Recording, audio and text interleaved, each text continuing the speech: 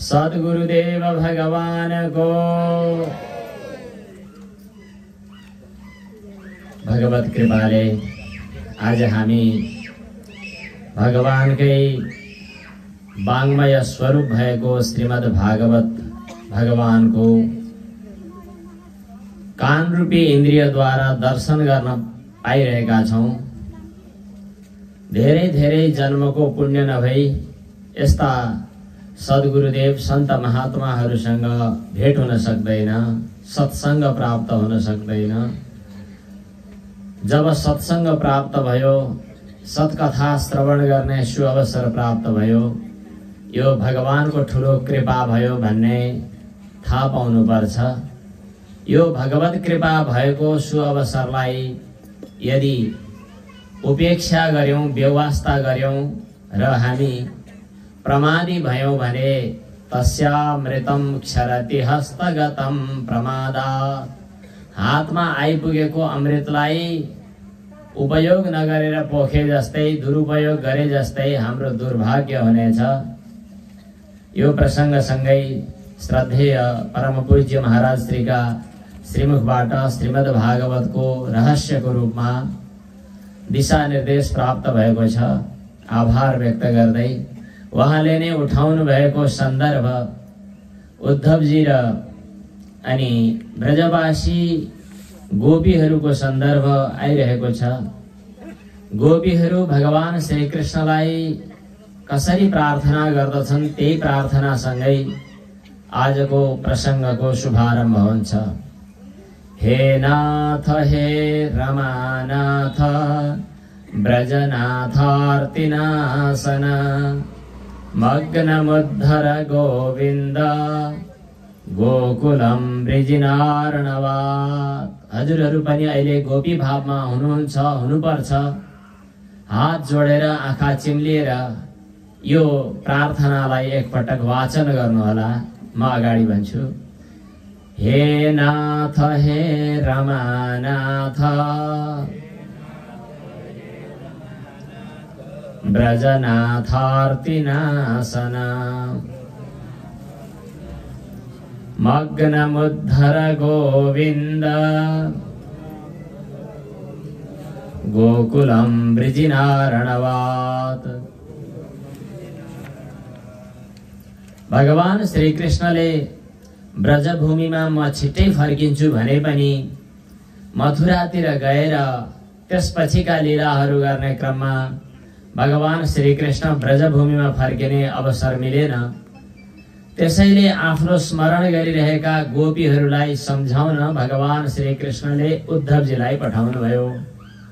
वृष्णीनां प्रवरो मन्त्री कृष्णस्य दैतः सखा। उद्धवजी वृष्णिवंशीहरूमध्ये सर्वश्रेष्ठ व्यक्ति हुनुहुन्थ्यो। साक्षात बृहस्पतिका शिष्य र अत्यन्त बुद्धिमान, जसलाई भगवान श्री कृष्णले आफू समान भनेर आज्ञा भएको छ। यस्ता उद्धवजीलाई आफ्नो प्रतिनिधि बनाएर भगवान श्री कृष्णले ब्रजभूमिमा पठाइबक्स्यो। उद्धव शब्दको अर्थ नै सर्वप्रथम मननीय छ। धव शब्दको अर्थ हो पति, धव शब्दको अर्थ हो स्वामी र मालिक। उत्कृष्ट धवो यस्य, जसले सर्वोत्कृष्ट परमतत्व पूर्ण ब्रह्म परमात्मालाई आफ्नो धव मानेको छ, धवको रूपमा स्वीकार गरेको छ, त्यस्तो भगवानको प्रियतम भक्तलाई उद्धव भनिन्छ। भगवान श्री कृष्णले उद्धवलाई पठाउनु भयो। उद्धवजी जानुभयो ब्रजभूमिमा। प्रसंग अत्यन्तै मार्मिक र विस्तृत छ। अरु संवादहरू भए। भगवान श्री कृष्णको सन्देश सुनाइदिनु भयो उद्धवजीले। तर गोपीहरू भगवान श्री कृष्णको स्मृतिमा, भगवान श्री कृष्ण प्रतिको आन्तरिक भावनात्मक अभिव्यक्तिमा, भक्तिमा, अनन्य भक्तिमा तन्मय तल्लीन भइरहेका छन्।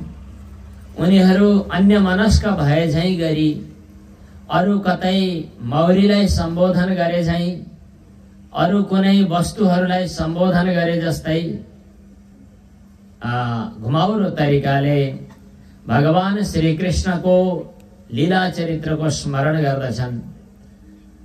गोपीहरूले जुन गायन गरेका छन् यो ज्यादै महत्त्वपूर्ण भ्रमर गीत। मधुपकी तव बन्धो मा स्पृशाङ्घ्रिं सपत्न्याः कुच विलुलितमाला कुङ्कुमस्मश्रुभिर्नः वहतु मधुपतिस्तन् मानिनीनां प्रसादं यदु सदसि विडम्ब्यं यस्य दूतस्त्वमिद्रिक।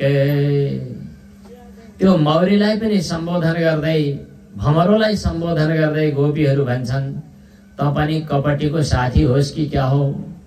कपटीको संगत गर्यो भने त पनि कपटी हुन्छस्। तैले हाम्रो पैरमा छुनु पर्दैन, यता आएर नाता गाँच्नु पर्दैन।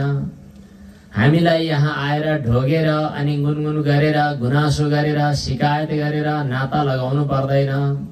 हामीलाई थाहा छ भगवान श्री कृष्णको वक्षस्थलमा लगाइएको जो वनमाला हो त्यो वनमाला चाहिँ अलिकति अरु कसैको वक्षस्थलको स्पर्शले जुठो बनेको छ। त्यो भगवान श्री कृष्णको छातीमा लगाएको जो पुष्पमाला हो त्यसका परागले तेरो यो जुङ्गा तेरो चाहिँ रौं छोइएको छ। तैले पनि त्यस्तै उल्टो पाल्टो काम गर्छस्। त्यसैले जस्तो तेरो मालिक कपटी छ, आउँछु भन्छ आउँदैन, बेवास्ता गर्छ, धोका दिन्छ, त्यस्तै त पनि धोका दिनेवाला होस् कि क्या हो? इत्यादि कतिपय कुराहरू गर्दै सकृत अधर सुधाम स्वाम मोहिनीम पाययित्वा भगवान श्री कृष्णको सम्बन्धमा घुमाउरो तरिकाले गोपीहरूले उलाहना गर्दै कस्तो भावना व्यक्त गर्दछन् त्यो देखेर उद्धवजीलाई आश्चर्य लाग्यो र पहिला उद्धवजीले सोच्नुभयो यी गोपीहरू भगवानको वियोगले व्यथित भइरहेका छन्, यिनीहरूको पीडा चाहिँ भगवानको उपदेश प्राप्त भए सान्त्वना मिल्थ्यो होला भन्ने ठानेर भनिदिनु भयो कि भगवान श्री कृष्ण त सर्वत्र व्यापक हुनुहुन्छ, ज्ञानमयः आत्मा शुद्धः व्यतिरिक्तः अगुणान्वयः। यस्तो सर्वव्यापक सर्वान्तर्यामी व्यापक परमात्मा त हुँदै हुनुहुन्छ नि, त्यस्तो भगवान यहाँ हुनुहुन्न भनेर किन पीडित हुनु पर्यो?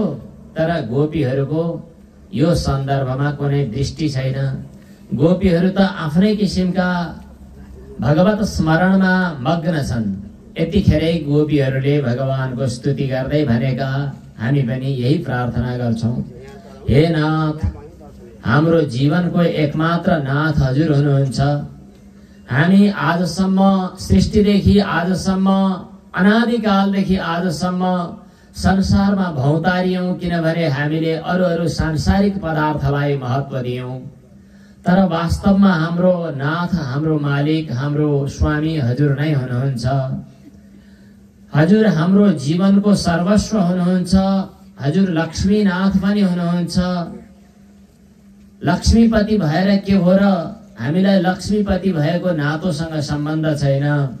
हजुरले यी ब्रजवासीहरूको आरतीलाई नष्ट गर्नु भएको छ, त्यसकारणले ब्रजनाथ हुनुहुन्छ। हे श्याम सुन्दर, हजुरले समय समयमा हामीलाई उद्धार गर्नु भएको छ, रक्षा गर्नु भएको छ। आज हामीहरू यो संसार रूपी समुद्रमा डुबिरहेका छौं। यतिखेर हामी सबै जीवात्मालाई गोपीहरूले गोकुल भनेर बताउनु भएको छ। गो शब्दको अर्थ इन्द्रिय भन्ने पनि हुन्छ। गो अर्थात इन्द्रियको कुल भनेको समूहको बीचमा मन बुद्धि चित्त अहंकार सहितको अन्तःकरणको यो एउटा घेराबन्दीमा रहेको जो जीवात्मा हो त्यसलाई नै यहाँ गोकुल शब्दको प्रयोग गरिएको छ। वृजिनार्णवात् मग्नम गोकुलम उद्धर। यो संसार सागरबाट, यो दुःखमय संसार रूपी समुद्रबाट यहाँ डुब्न लागेको, यहाँ दुःख पाइरहेको, यहाँ भौतारी रहेको यो जीवात्मालाई मलाई हे भगवान कृपा गरी बक्स्योस्, उद्धार गरी बक्स्योस्। मग्नमुद्धर गोविन्द गोकुलम वृजिनार्णवात्। उनीहरूको यो विकलता, उनीहरूको भगवान श्रीकृष्णको स्मरणमा तन्मय भइरहेको अवस्थालाई देखेर उद्धवजीको मनमा साँच्चै नै आफैतिर फर्किएर आफूलाई सम्बोधन गर्ने इच्छा भयो। मैले खूब ज्ञान जाने भन्ने ठान्दथे, सर्वव्यापक सर्वान्तर्यामी भगवान हुँदै हुनुहुन्छ भन्थे। त्यो भनाइमा मेरो त्यो तन्मयता थिएन, त्यो भनाइमा मेरो त्यो पूर्ण समर्पण थिएन। तर यी गोपीहरू कति भाग्यशाली हुन्। यिनीहरू सामान्य दृष्टिले हेर्दा कुनै शिक्षित जस्ता लाग्दैनन्, पढे लेखे जस्ता छैनन्, ठुला खानदानको शान पनि छैन, वनवासी जस्ता छन्, कृषकका पत्नीहरू हुन् अथवा कृषक खानदानका हुन्। तर यिनीहरूको भगवान प्रति त्यो अनन्य प्रेम, अनन्य श्रद्धा, अनन्य समर्पण, निष्ठा कस्तो दिव्य हो। ओहो, यो दिव्य भाव त मैले सिक्नु पर्दछ। बरु मैले यिनीहरूको चरणारविन्दलाई प्रणाम गर्नु पर्दछ। गोपीले जुन भाव व्यक्त गरे त्यसबाट गदगद हुँदै उद्धवजीले भन्नुहुन्छ, आसामहो चरण रेणुजुषाम अहम श्याम वृन्दावने किमपि गुल्मलतौषधीनां यादुस्त्यजं स्वजनमार्यपथं च हित्वा भेजुर्मुकुन्द पदवीं श्रुतिभिर्विमृग्याम्। यी गोपीहरू कति सौभाग्यशाली। हामीले अन्यत्र शास्त्रले बताए अनुसार आत्मतत्व चिन्तन, परमात्मा चिन्तन गर्नका लागि विषयमा वैराग्य गर्नु पर्यो, साधना गर्नु पर्यो, तपस्या गर्नु पर्यो, चित्त शुद्ध पार्नु पर्यो, धेरै कष्ट झेल्नु पर्यो। त्यति गर्दा पनि संसारका विषयहरूप्रति वैराग्य सजिलै हुँदैन। वैराग्य नभई, चित्त शुद्ध नभई तत्व साक्षात्कार हुँदैन। तर यो दुस्त्यज, त्याग्न अत्यन्तै कठिन हुने सांसारिक प्रपञ्चलाई यी गोपीहरूको तन्मयताले स्वतः छोडिदिएको छ। अन्यत्र अरू बेला अरूले भगवानको ध्यान गर्नुपर्छ, हे कृष्ण आऊ भन्छन्। त्यति गर्दा पनि भगवान श्रीकृष्ण हृदयमा आरूढ हुनु हुँदैन। तर यो गोपीहरूको तन्मयता यस्तो छ, उनीहरूले भगवान श्रीकृष्णलाई यसलाई त नसम्झिन पाए हुन्थ्यो, यसलाई त याद गर्नै मन छैन, त्यसको त नाम पनि नलेऊ भनेर टाढा टाढा हटाउन खोजे झै गर्छन्। तर भगवान श्रीकृष्ण उनीहरूकै हृदयमा नित्य निरन्तर विराजमान हुनुहुन्छ। यस्ता गोपीहरूको नजिकमा रहन पाए, यस्ता गोपीहरूको अरू के गर्नु र गोपीहरूको पाउले भैँमा टेक्दाखेरि लागेको पाउको धुलो शिरमा लगाउन पाए कति सौभाग्य हुन्थ्यो। तर त्यो सौभाग्य पनि मलाई त्यतिकै सहजै कसरी प्राप्त होला र? त्यसका निमित्त पनि वृन्दावनमा नै निवास भए हुन्थ्यो। वृन्दावनमा सजिलै गोपी भावमा हामी जान कहाँ सकौँला र? बरु यही कुनै लहरा पात भएर यी ब्रजवासीहरूको चरणबाट निस्किएको रजलाई शिरमा धारण गर्न पाए कति सौभाग्य हुन्थ्यो होला। आशामहो चरण रेणुजुषामहं श्याम वृन्दावने किमपि गुल्मलतौषधीनां। त्यसैले यही प्रार्थना छ भगवान, वृन्दावन धाममा कुनै झाडी लता, लहरा, काँढा, जडीबुटी केही भएर रहन पाऊँ र यहाँ रहन पाएमा यी ब्रजाङ्गनाहरूको चरण धुलीलाई सेवन गर्न पाइँदो कति सौभाग्य हुँदो। जुन सौभाग्य योगीहरूले, साधकहरूले प्राप्त गर्दैनन् त्यस्तो सौभाग्य यी ब्रजवासीहरूलाई प्राप्त छ। वन्दे नन्द व्रजस्त्रीणां पादरेणुमभीक्ष्णसः यासां हरिकथोद्गीतं पुनाति भुवनत्रयम्। नन्द बाबाको यो व्रज गाउँमा, व्रजभूमिमा रहनेवाला यी गोपाङ्गना जो हुन्, यिनीहरूको चरण रेणुलाई म बारम्बार प्रणाम गर्दछु। जुन गोपीहरूले भगवानका पवित्र लीला चरित्रहरूको जे चर्चा गरे, जुन गान गरे, गोपीहरूले जुन भगवानको लीला चरित्रको चर्चा गरे, गायन गरे, गोविन्द दामोदर माधवेति एवं ब्रुवाणा विरहातुरावृशम् ब्रजस्त्रियः कृष्ण विषक्तमानसा विसृज्य लज्जां रुरुदुः स्म सुस्वरम् गोविन्द दामोदर माधवेति। ती ब्रजवासीहरूले गायन गरेको लीला चरित्रलाई स्मरण गरेर तिनी लोक आज धन्य धन्य भइरहेको छ। जुन गोपीहरू आज पनि भगवानको दर्शन प्राप्त गरेनन् छुट्टै कुरा हो, तर भगवानको दर्शनबाट कहिल्यै विमुख भएनन्, किनभने हरेक क्षण उनीहरू जे व्यवहार गर्थे भगवानकै साथमा लीला भइरहेको अनुभव गर्दथे। उनीहरू कहीं दूध बेच्न दही बेच्न लिएर हिँड्नु पर्यो भने दूध लो दही लो भन्नु पर्यो भने त्यो भन्न छोडेर उनीहरू गोविन्द दामोदर माधव यही गायन गरिरहन्थे। विक्रेतु कामा किल गोपकन्या मुरारी पादार्पित चित्तवृत्तिः दध्यादिकम्बो हवसाद अवोचत गोविन्द दामोदर माधवेति। अत्यन्त मिठो स्तोत्र छ यो गोविन्द दामोदर स्तोत्रम। केही पद्यहरू श्रीमद् भागवतको क्रममा वाचन गर्ने प्रचलन पनि छ। हजुरहरूले पनि धेरै छैनन् श्लोक यो नित्य वाचन गर्न सक्नुहुन्छ। यसले हाम्रो भावना भगवानमा समर्पित गर्ने हाम्रो अधिकार प्राप्त हुन्छ। गृहे गृहे गोपवधू कदम्बा सर्वे मिलित्वा समवाप्य योगम् पुण्यानि नामानि पठन्ति नित्यम् गोविन्द दामोदर माधवेति। सुखं शयाना निलये निजेपि नामानि विष्णोः प्रवदन्ति मर्त्याः ते निश्चितं तन्मयतां व्रजन्ति गोविन्द दामोदर माधवेति। गोपीहरू सम्बोधन गर्दै जिब्रोलाई भन्छन्, हे जिब्रो, तैँले मिठो मिठो कुराको स्वाद लिन रहर गर्छस् नि हैन र? मिठो कुरा पायो भने तँलाई लोभ लाग्छ नि हैन? तेरो हित तेरो स्वभाव अनुसार तँलाई चाहिने कुरा मैले अनुरोध गर्दछु। तैँले मिठो मिठो खोजिरहेको छस् भने तेरो लागि साँचो साँचो कुरा म बताउँछु। नित्य निरन्तर भगवानको यो पवित्र नामको उच्चारण गर। यो भगवान नाम उच्चारण गर्दा हुने जो स्वाद हो त्यो स्वाद तँलाई अन्यत्र कहीं मिल्ने छैन। जुहे रसज्ञ, रस जान्दछस् नि तैँले? जुहे रसज्ञ मधुर प्रिया त्वं सत्यं हितं त्वां परमं वदामि आवर्णयेथा मधुराक्षराणि गोविन्द दामोदर माधवेति।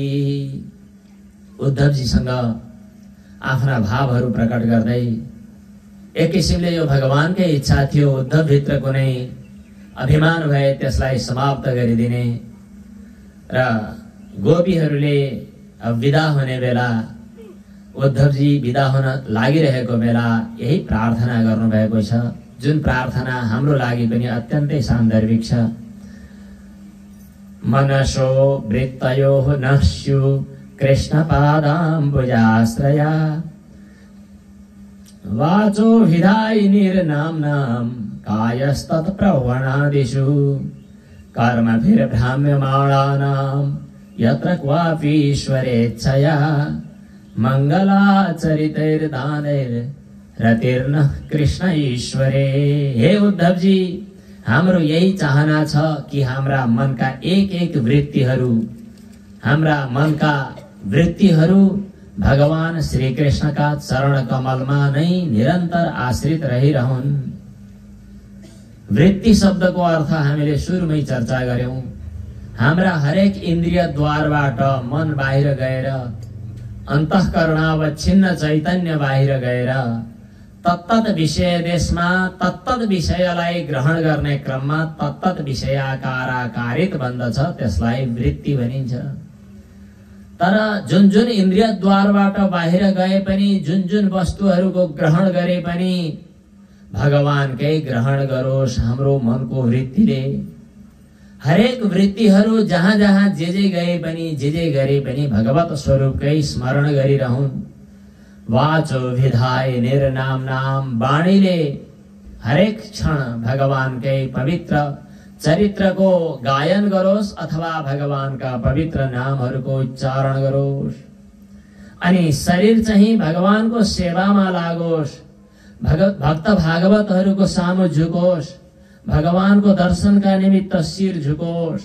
यही नै हाम्रो प्रार्थना छ। हामीले कुनै कर्म राम्रो गरेका रहेछौं भने, हामीले कुनै शुभ कर्म गरेका छौं भने ती कर्मको परिणामको रूपमा, हुन त कर्मको फल भोग्न संसारमा भौतारिनु पर्ने होला, त्यो प्रभुको संविधानलाई हामी यताउति दायाँ बायाँ गर्न चाहन्नौ। मलाई मोक्ष चाहियो, मलाई पुनर्जन्म चाहिएन, यो भन्नु पनि छैन। भगवानसँग कुनै गुनासो छैन, तर एउटै प्रार्थना छ, आफ्ना कर्मको फल भोग्ने क्रममा जहाँ जहाँ जानु परे पनि कर्म भेर भ्राम्यमाणानाम यत्र क्वापि ईश्वरेच्छया, जहाँ जहाँ जानु परे पनि भगवानको श्री चरणमा नित्य निरन्तर प्रेम बनिरहोस्। यही नै भगवानसँग प्रार्थना छ। भक्तवत्सल भगवानको, नन्द नन्दन भगवानको, गोपी वल्लभ भगवानको। गोपीहरूले भगवान श्री कृष्णको नित्य निरन्तर स्मरण गरेको प्रसंग जो छ, यो हाम्रो लागि नित्य निरन्तर मननीय छ। प्रसंग अगाडि बढ्छ। भगवान श्री कृष्णले हस्तिनापुरतिर भेटघाट गर्न अक्रूरजीलाई पठाउनु भएको छ। अक्रूरजी पनि भगवानको भक्त हुनुहुन्छ। अक्रूर शब्दले नै हामीलाई संकेत गर्दछ कि जो क्रूर स्वभावको छैन त्यो नै भगवानको भक्त हुन सक्छ। उद्धव शब्दको अर्थले हामीलाई शिक्षा दिन्छ, जसले उत्कृष्टतम तत्वलाई खोजी गरेर, परीक्षित राजाले परीक्षा गरे जस्तै परीक्षा गरेर, परीक्षण गरेर, निरीक्षण गरेर परम सर्वोत्कृष्ट परम तत्वलाई नै जसले धब ठानेको छ त्यो उद्धव हुन्छ। हामी यी भक्त भगवानका भागवत भक्तहरूको चरित्र चिन्तन गरेर, ती चरित्रहरूलाई ऐना ठानेर आफ्नो अनुहार त्यो ऐनामा हेरेर तदनुकूल बनाउने प्रयत्न गर्नुपर्दछ। जसरी आमाहरू आफ्नो अनुहारमा, आफ्नो निधारमा टिको लगाउन अथवा आफ्नो अनुहार उज्यालो बनाउन ऐना हेर्नुहुन्छ र त्यो ऐनामा मैले आफूलाई कस्तो देखिरहेको छु थाहा पाउनुहुन्छ, कस्तो छु म भनेर। त्यस्तै अलिकति फरक शैलीमा यी भगवानका भक्तहरूको पवित्र लीला चरित्रहरूको चिन्तन गर्दै आफ्नो चित्तलाई, आफ्नो मनोवृत्तिलाई, आफ्नो व्यवहारलाई, आफ्नो दिनचर्यालाई तदनुकूल बनाउने हो। त्यसका निमित्त भगवानका भक्तहरूको चरित्र चिन्तन गर्नुपर्दछ। त्यसैले भागवत, भगवतः भक्ताः भागवताः तेषाम् इदं भागवतम्, भागवतः इदं भागवतम्। यो भगवानको पवित्र लीला चरित्र त भागवतजीमा छ नै, तर भगवानका भक्तहरूको लीला चरित्र त्यहाँभन्दा बढी महत्त्वपूर्ण छ। त्यसैले हामी भगवानका भक्तहरूको पनि चरित्रको स्मरण गर्दछौं। अब यसपछि दशम स्कन्धका उत्तरार्धका केही प्रसंगहरू संक्षिप्त रूपमा अगाडि बढाउनु पर्दछ। पूर्वार्धमा भगवान श्री कृष्णले कंसलाई उद्धार गर्नुभयो। कंस भनेपछि हामीले सुने जानेकै छौं, दुष्ट एउटा असुरको अंशबाट प्रकट भएको एउटा राक्षस असुर भन्ने चलन छ। राक्षस असुर त भन्न मिल्दैन, तर असुर स्वभाववाला व्यक्ति, दुष्ट। त्यो दुष्ट हो भन्ने ठानेरै हामीहरूले कसैको नाम कंस राख्दैनौं। गाली गर्नु पर्यो भने कस्तो कंस जन्मियो यो कुलाङ्गार भनेर भन्छौं। आध्यात्मिक दृष्टिले एक किसिमले हेर्ने हो भने हाम्रो अज्ञान नै, हाम्रो अहंकार नै कंसको रूपमा रहेको छ। कंसका दुईटी पत्नी थिए। कंस मरेपछि उनीहरू चाहिँ काखीमा पोको च्यापेर माइततिर कुदे। माइत भन्नाले यी जरासन्धका छोरी हुन्, त्यसकारणले जरासन्धको घरमा गए र बाबासँग खूब झगडा गर्दै उनीहरूले भन्न थाले, छोरीको सिउँदो पुछिएको थाहा छैन, यहाँ मक्ख परेर बसिरहेका छौ बाउ, यस्तो पनि हुन्छ।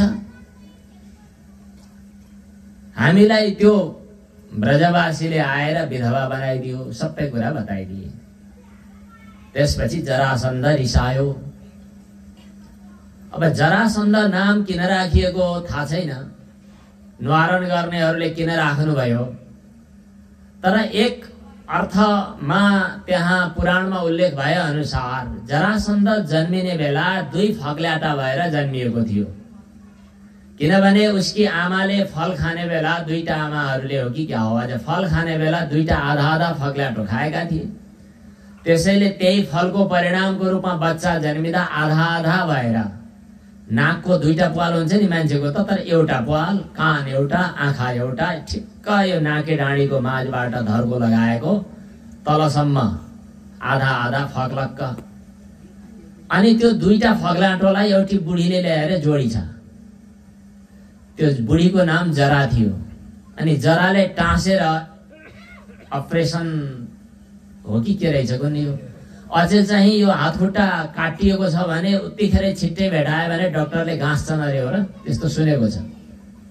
अलि बेरपछि चाहिँ गाँस्न सक्दैनन्, उत्तिखेरै हो भने डाक्टरहरूले गाँसेर अनि जोड्न सक्छन्। यो टाउका 2टा गाँसिएकालाई टुक्रियाएर अलग अलग बनाएको भन्ने पनि हामीले केही वर्ष अगाडि घटना सुनेका थियौँ। डाक्टरहरूले त्यो जरा नाम गरेकी बुढी आमै कति सिपालु रहेछ, 2टा शरीर 2तिर जन्मिएका आधा आधा फग्ल्याटोलाई टाँसेर जोडी अनि एउटा व्यक्ति बन्यो जरासन्ध। यो त भयो आधि भौतिक कथा अथवा आधि दैविक कथा। यसको अर्को हाम्रो जीवनभित्र घट्ने प्रसङ्ग पनि रहेछ। जसरी हामी श्रीकृष्ण जन्मोत्सव मनाउने बेला आफ्नै हृदयभित्र परमानन्द कन्द श्रीकृष्ण भगवानलाई प्रकट भएको अनुभव गर्दछौँ र त्यो नन्दोत्सवको अनुभव हामी आफैभित्र आनन्दको रूपमा अनुभव गर्दछौँ। जसरी भगवान श्रीकृष्णको रास क्रीडाको अनुभव व्यक्तिगत रूपमा हामीले हाम्रो अन्तःकरणभित्र अनुभव गर्दछौँ। सम्पूर्ण गोपीहरूद्वारा, गोपी इन्द्रिय असकृत पिबन्ति भगवत रसम याभिस्ताः गोप्यः, ती गोपीहरूद्वारा भगवान श्रीकृष्णसँगै क्रीडा गरिरहेको रास क्रीडाको अनुभव गर्दछौँ। त्यस्तै बाँकी रहेका आसुर शक्तिहरू अनि दैव भावहरू, यिनीहरूको पनि यहाँ सङ्घर्ष छ। हामीभित्र 2टा भावहरू छन्, जुन 2टा भावहरू यदा कदा कंसका पत्नीको रूपमा, जरासन्धका छोरीको रूपमा देखा पर्ने गर्दछन्। ती 2टी कंसकी दुलहीको नाम के थियो? अस्ति र प्राप्ति। अस्ति शब्दको अर्थ हो छ, प्राप्ति शब्दको अर्थ हो पाउनु पर्छ। तपाईहरुको यता त के हेर्नु र यता हेर्ने हो कि तपाईहरुको बैंकमा सम्पत्ति छ अनि शेयर लगानी पनि छ। शेयर लगानीबाट तपाईले कति फाइदा लिनुभयो? पाउनु पर्ने त धेरै हो, अहिले त घाटा लागेर खर्लक्कै पागल बनायो, खत्तम पार्यो। अब अस्ति शब्दको अर्थ यो हो कि मेरो लगानी छ। प्राप्ति शब्दको अर्थ यो हो कि मैले त्यहाँबाट यति फाइदा प्राप्त गर्नुपर्ने छ। यो वस्तु मेरो हो, यसबाट मैले फाइदा लिनु पर्दछ। यो 2टा भाव जो हाम्रो मनोवृत्तिको रूपमा प्रकट हुन्छन्, यही नै अस्ति र प्राप्ति। भगवत गीतामा भगवान श्रीकृष्णले अर्जुनलाई उपदेश गर्ने बेला भन्नुभएको छ, आसुर सम्पत्तिको वर्णन गर्दा, इदम अस्तिदमपि मे भविष्यति पुनर्धनम असौ मया हतः शत्रुः हनिष्ये चापरान् अपि ईश्वरोऽहम् अहम् भोगी सिद्धोऽहम् बलवान् सुखी यक्षे दास्यामि मोदिष्ये इत्यज्ञान विमोहिताः। यस्ता अज्ञानका केही भावहरू हुन्छन्, तिनीहरूमध्ये सबभन्दा खतरनाक 2टा छन्। ती 2टा वृत्तिलाई अस्थिर प्राप्ति भनिन्छ। ती 2टा अस्थिर प्राप्ति कंसका दुलै हुन्। तिनीहरू गएर जरासन्धलाई मच्चाए। जरा शब्दको अर्थ बुढी, तर बुढी कसलाई भन्ने? अहिले विश्वभरि सबैभन्दा ठुलो उमेरकी बुढी कति वर्षकी होलिन्? 120 वर्षकी। त्यहाँभन्दा बढीको बुढी त कोही छैन होला। तर त्योभन्दा पनि बुढी, त्योभन्दा पनि बुढी, बुढी भनेको के हो? पहिला जन्मिएको। त्योभन्दा पनि बुढी, त्योभन्दा पनि बुढी खोज्दै जाने हो भने सबैभन्दा पहिले यो संसारको सृष्टि गराउने एउटी प्रकृति अविद्या, जसलाई अविद्या भनेर शास्त्रमा बताइएको छ, त्यो जरा हो। अविद्याद्वारा सन्धान गरियो भने त्यसलाई भनिन्छ जरासन्ध। वेदान्त सिद्धान्तमा यसलाई अध्यास पनि भनिन्छ, जहाँ अतस्मिन् तद्बुद्धि अध्यासः। जड र चेतनको झिसमिसेपन, जड चेतनेकी ग्रन्थि पढी छुटही के छुटाउन खोज्दा पनि छोड्दैन भने जस्तै। अतस्मिन्स्तद्बुद्धि, अतस्मिन्स्तद्बुद्धिः प्रभवति विमूढस्य तमसा विवेकाभावाद् वै स्फुरति भुजगे रज्जुधिषणा। उदाहरणको लागि डोरीमा सर्पको भ्रान्ति भए जस्तै आत्मामा अनात्माको भ्रान्ति र अनात्मामा आत्माको भ्रान्ति, यसैलाई भनिन्छ अध्यास। अध्यासका धेरै लामा कथा छन्, तर यहाँ जरासन्ध नै यो अविद्याद्वारा संहित भएको, सन्धान गरिएको यो जरासन्ध हो। त्यो जरासन्धले भगवान श्रीकृष्णसँग युद्ध गर्न अगाडि सर्यो, धेरै सेनाहरू लिएर गयो। त्यो सेनाहरू लिएर गयो, कस्ता सेनालाई लिएर गयो त भन्दा असुर सेनालाई।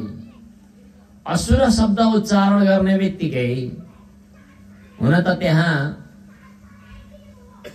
अलिअलि थोरै विग्रह व्युत्पत्ति फरक पर्छ, तैपनि अशुषु रमन्ते इति असुराः। प्राणमय कोशमा अर्थात अन्नमय प्राणमय हाम्रा बाहिर तुच्छ क्षण विध्वंसी शरीरमा आत्मबुद्धि गर्ने जो असुर प्रवृत्ति हो, त्यो प्रवृत्ति भएकैलाई असुर भनिन्छ। अशुषु रमन्ते इति असुराः अथवा असुन राति इति असुराः। ती असुरहरू चाहिँ सेना सहित भएर भगवान श्रीकृष्णसँग युद्ध गर्न आए। धेरै धेरै सैनिकहरू आए, 23 अक्षौहिणी सेना लिएर आए भन्ने कुरा छ क्यारा उल्लेख। भगवान श्रीकृष्ण रथारूढ भएर बलराम सहित भएर युद्ध गर्नुभयो अनि युद्धमा तिनीहरूलाई चाहिँ क्रमशः नष्ट गर्नुभयो। सम्पूर्ण जरासन्धका सैनिकहरू समाप्त भए, तर जरासन्धलाई चाहिँ मार्नु भएन।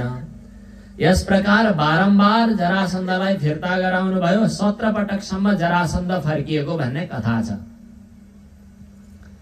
अब आध्यात्मिक साधनामा विचार गर्ने साधकहरूले आफ्नो जीवनमा परमतत्व प्राप्तिका लागि परमात्माको खोजी, आफै भित्र रहेको अन्तर्यामी परमात्माको खोजी गर्ने क्रममा देहाध्यासलाई हटाउनु पर्दछ र 17 कलाले युक्त भएको यो संस्कारमय शरीरको अभिमानलाई पनि नष्ट गर्नु पर्दछ।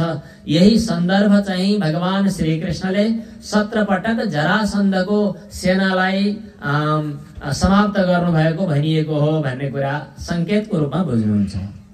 यसै प्रसंगमा जरासन्धले कालयवनसँग सरसल्लाह गर्यो। कालयवन भगवान श्रीकृष्णको खोजीमा आयो। भगवान श्रीकृष्ण भाग्नु भयो, यद्यपि भाग्नु पनि भगवानको लीला हो। गएर एउटा गुफामा सुतिरहेका एकजना राजाको शरीरमा सुतिरहेका राजामाथि आफ्नो ओढ्ने ओढाइदिनु भयो। आफू गएर गुफामा लुक्नु भयो। दौडिँदै गएको कालयवनले त्यो पुरुषलाई देख्यो। त्यो पुरुषलाई नै भगवान श्रीकृष्ण लुकेर यहाँ बसेछ भन्ने थाहा पाएर खुब पाद प्रहार गर्दै बिउझाउन खोजे थियो। राजा बिउजिए। राजाले हेर्दा राजाको आँखाबाट अग्निको ज्वाला निस्क्यो र त्यो ज्वालाले त्यो कालयवन नष्ट भयो। विचित्रको लीला छ। किनभने ती राजा मुचुकुन्द थिए। ती राजा मुचुकुन्दलाई चाहिँ यस्तै वरदान प्राप्त थियो। वरदानको प्रभावले गर्दा त्यो कालयवन नष्ट भयो। किनभने युद्धमा कालयवनलाई कसैले जित्न नसक्ने वरदान प्राप्त थियो। त्यसैले भगवान श्रीकृष्णले कालयवनसँग युद्ध गर्नु भएन। मुचुकुन्दले भगवानको दर्शन प्राप्त गरे। उनले स्तुति गरे। भगवानले कृपा बक्स्यो र भगवान मुचुकुन्दलाई कृपा गरेर आफ्नो अगाडि बढ्नु भयो।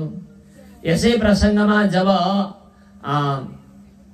त्यही जरासन्धको युद्धको क्रममा, जरासन्धसँग युद्धको क्रममा भगवान श्री कृष्ण एकाएक प्रवर्षण गिरीबाट द्वारका धाममा पुगेर द्वारकापुरीको निर्माण गर्नुभयो।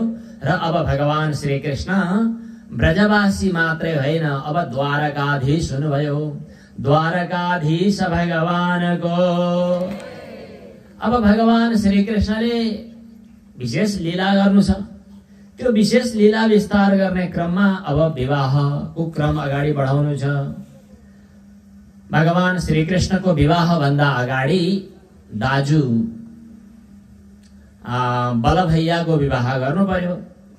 अनर्त देशका राजा जो रैवत नाम गरेका थिए, उनले आफ्नी छोरी रेवती कसलाई दिने हो भनेर ज्वाइँ खोज्न सरसल्लाह गर्दै हिँड्दा ब्रह्मलोकमा पुगे। ब्रह्माजीले भन्नुभयो कि तिम्रो छोरी विवाह गर्ने त अब तिमी वहाँ पुग्ने बेला, तिमी सत्ययुगका जमानाका, अब तिमी पृथ्वीमा पुग्ने बेलासम्म सत्ययुग त सकिसक्यो, त्रेता पनि सकियो, द्वापर पनि। त्यतिखेर बलरामजीसँग भेट हुनेछ, वसुदेव पुत्र बलराम, उनीलाई दिनु ब्रह्माजीले भन्नुभयो। तदनुसार रेवती कन्यासँग बलरामजीको विवाह भयो। एकजना सन्त महात्माले यस प्रसङ्गमा एउटा प्रसङ्ग उठाउनु भएको थियो। सत्ययुगकी छोरी अनि द्वापर युगका ज्वाइँ, यी दुईटाको जोडी त मिलेन। किनभने व्यक्तिहरू अहिले कलियुगमा 4 हातका छौं। द्वापर युगमा यसभन्दा बढी हामी लगभग 8 हातका थियौं। अनि त्रेता युगमा चाहिँ 16 हातका, सत्ययुगमा 32 हातका उचाइ भएका कहीँ यस्तो प्रसङ्ग सुनिन्छ। कहीँ कहीँ होइन, 4, 8, 12, 16 भए पनि 16 हातको उचाइ। एउटी 16 हातकी अनि पुरुष चाहिँ लगभग 6-8 हातका मिलेन। बलरामजीले हलोले काँधमा राखेर थ्याच्च पार्नुभयो अनि सेट मिलाएर विवाह गर्नुभयो। भक्तवत्सल भगवानको भागवतमा उल्लेख छैन यस्तो कुरा। त्यसपछि भगवान श्रीकृष्णको रुक्मिणीसँग विवाह हुने प्रसङ्ग छ। राजासित भीष्मको नाम विदर्भाधिपतिर्महान। विदर्भ देशका राजा भीष्मक हुनुहुन्थ्यो, जसका 5वटा छोराहरू थिए र एउटी छोरी थिइन्। ती 5वटा छोराहरू रुक्मी, रुक्मरथ इत्यादि थिए, तिनको नाम चाहिएन। छोरीको नाम रुक्मिणी थियो। रुक्मिणीले सानैदेखि भगवानको पवित्र लीला चरित्रको श्रवण गरेकी हुनाले भगवान श्रीकृष्ण प्रति तत् मन समर्पित भइसकेको थियो। भगवानलाई कहिले प्राप्त गर्न पाए हुन्थ्यो भन्ने उत्सुकता थियो। तर रुक्मिणीको इच्छा विपरीत, जो रुक्मी थियो उसले आफ्नी बहिनी शिशुपाललाई दिने तयारी गरेको थियो। रुक्मिणीजी चिन्तित हुनुभयो, के गर्ने हो भनेर चिन्ता गर्नुभयो। किनभने रुक्मिणीजी साक्षात लक्ष्मीजी हुनुहुन्छ। साक्षात लक्ष्मीजीको, साक्षात भगवान नारायणको अवतार श्रीकृष्णसँगै विवाह हुनु छ। हिजो एकजनाको साधकले यहाँ एउटा चिट राख्नु भएको छ, मैले अहिले देखिनँ त्यो। उहाँले भन्नुभएको छ, भगवान श्रीकृष्णको रुक्मिणीसँग विवाह भयो, राधा रानीसँग प्रेम भयो, यो के विचित्र हो। भगवान श्रीकृष्ण जो सच्चित आनन्द स्वरूप हुनुहुन्छ, जसलाई श्रीमद् भागवतको महात्म्यको शुभारम्भमा नै सच्चिदानन्द रूपाय विश्वोत्पत्त्यादि हेतवे तापत्रय विनाशाय श्रीकृष्णाय वयं नमः भनेर हामीले नमस्कार गरेथ्यौं। त्यस्ता भगवान श्रीकृष्ण, जुन श्रीकृष्ण जो हुनुहुन्छ परम आनन्द रूप, निरतिशय आनन्द रूप, परम रस स्वरूप, त्यस्तो भगवान श्रीकृष्णकै त्यो आनन्दको अभिव्यक्ति, परम आनन्दको अभिव्यक्तिको रूपमा राधा रानी हुनुहुन्छ। अर्थात जो राधा हुनुहुन्छ उही कृष्ण हुनुहुन्छ, जो श्रीकृष्ण हुनुहुन्छ उही राधा हुनुहुन्छ। राधा र कृष्णको बीचमा कुनै पनि भेद छैन। त्यसैले श्रीमद् भागवतमा स्पष्ट नाम राधा रानीको नआएर पनि हरेक ठाउँमा श्रीकृष्णको नाम जहाँ आयो त्यहाँ राधा रानीको नाम आयो, सँगसँगै आयो। दुईटा हुनुहुन्न, त्यसकारणले दुईटा नाम श्रीमद् भागवतमा त उल्लेख नै छैन, एउटै हो। अब एउटैको बीचमा विवाह हुन्छ कि हुँदैन? आफू आफ्नै स्वरूप प्रेममय स्वरूप हो, आनन्दमय स्वरूप हो, त्यो आनन्दको अनुभूति हुन्छ। भगवान श्री कृष्णले राधा रानीलाई प्रेम गर्नुभयो भनेको आफ्नै पूर्ण आनन्दको अनुभूतिमा आफै रमाउनु भयो भनेको हो, किनभने आत्माराम भनिन्छ भगवान श्री कृष्णलाई। त्यसकारणले कहीं कहीं उल्लेख छ भगवान श्री कृष्णको कृपा प्राप्त भएन भने वृषभानुनन्दिनी राधा रानीको चरणको शरणमा जानु भनेर त्यसको तात्पर्य भगवान श्री कृष्णकै त्यो आनन्दमय स्वरूपको स्मरण गर्नु, भगवान श्री कृष्णकै त्यही आह्लादिनी शक्तिको अनुसरण गर्नु भनिएको हो, अर्को कुनै तत्व होइन। राधा र कृष्णमा कुनै भेद छैन। त्यसकारणले दुईटाको बीचमा विवाह आवश्यक परेन। यद्यपि कहीं कहीं लौकिक लीला हो, एउटै आफैमा पनि विवाहको प्रसंग आउँछ।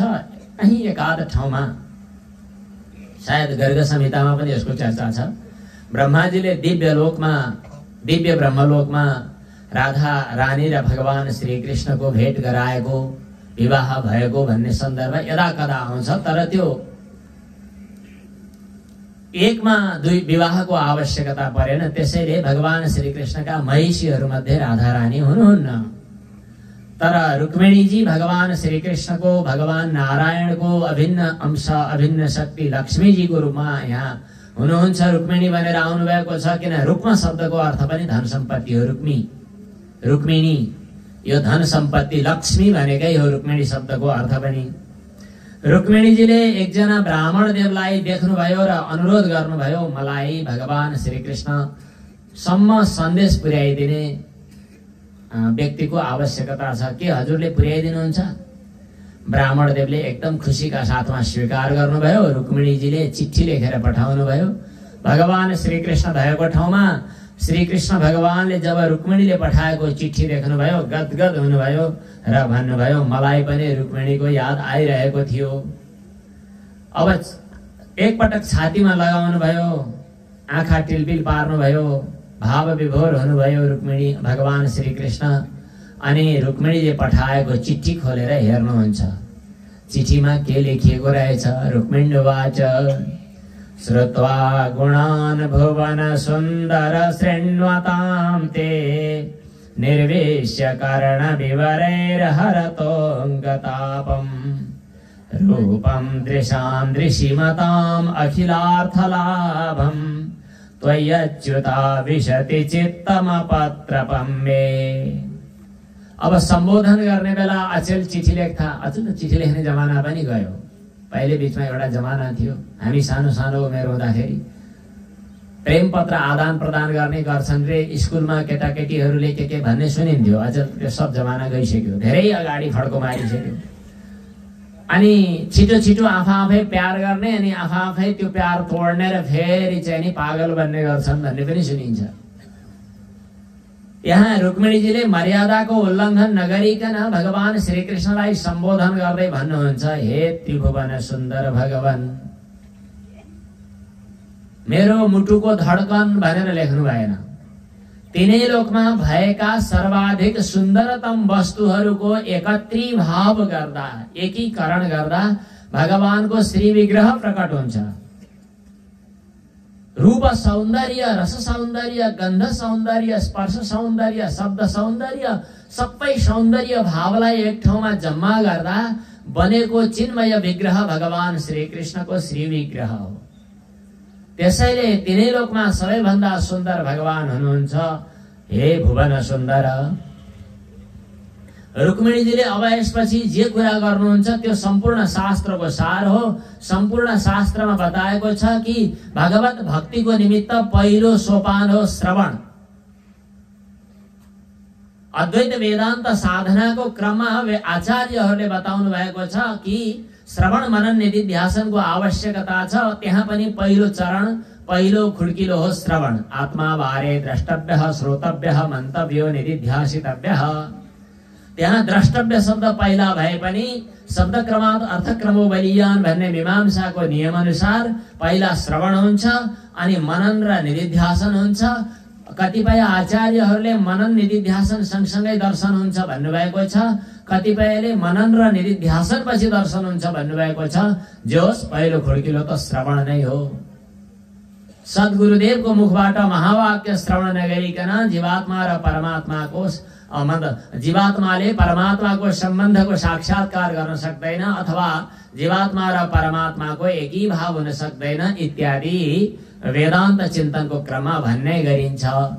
तर भक्तिको परम्परामा नवधा भक्तिको चर्चा गर्दा पनि पहिलो भक्ति हो श्रवण। भगवान श्री कृष्णको जन्म पनि श्रवण पछाडि श्रावण महिना पछाडि भाद्र महिनामा भएको थियो। त्यसैले भन्नुहुन्छ रुक्मिणी, जब सर्वप्रथम हजुरका पवित्र लीला चरित्रहरूको पवित्र अनन्त गुणहरूको गुणगणहरूको श्रवण गर्ने शुभ मिल्यो, त्यसपछि मेरो चित्तले लाजै नमानी हजुरको चरणमा आफूलाई समर्पित गर्ने निर्णय गरिसकेको छ। श्रुत्वा गुणान् भुवन सुन्दर शृण्वतां ते निर्विश्य कर्ण विवरैर हरतोङ्गतापम। जुन समयमा मेरो कान रूपी पालबाट हजुरका पवित्र लीला चरित्र रूपी अमृत हृदय भित्र प्रवेश गरे थियो, तत्काल मेरा हृदय भित्रका सम्पूर्ण तापहरू पापहरू नष्ट भएका थिए। त्यतिखेरै यो चित्तले हजुरमा समर्पित हुने निर्णय गरिसकेको थियो र त्यही निर्णयमा म आज पनि अडिग छु। हरेक व्यक्तिका मनले, हरेक व्यक्तिका इन्द्रियहरूले, मनको सहारामा इन्द्रियहरूले राम्रो वस्तुको खोजी गर्छन्। सबैभन्दा राम्रो हजुर बाहेक को हुन सक्छ? रूपको बारे कुरा गर्ने हो कि शब्दको कुरा गर्ने हो कि रसको स्पर्शको कुरा गर्ने हो कि हे भगवान हजुर भन्दा सुन्दर को हुन सक्छ संसारमा?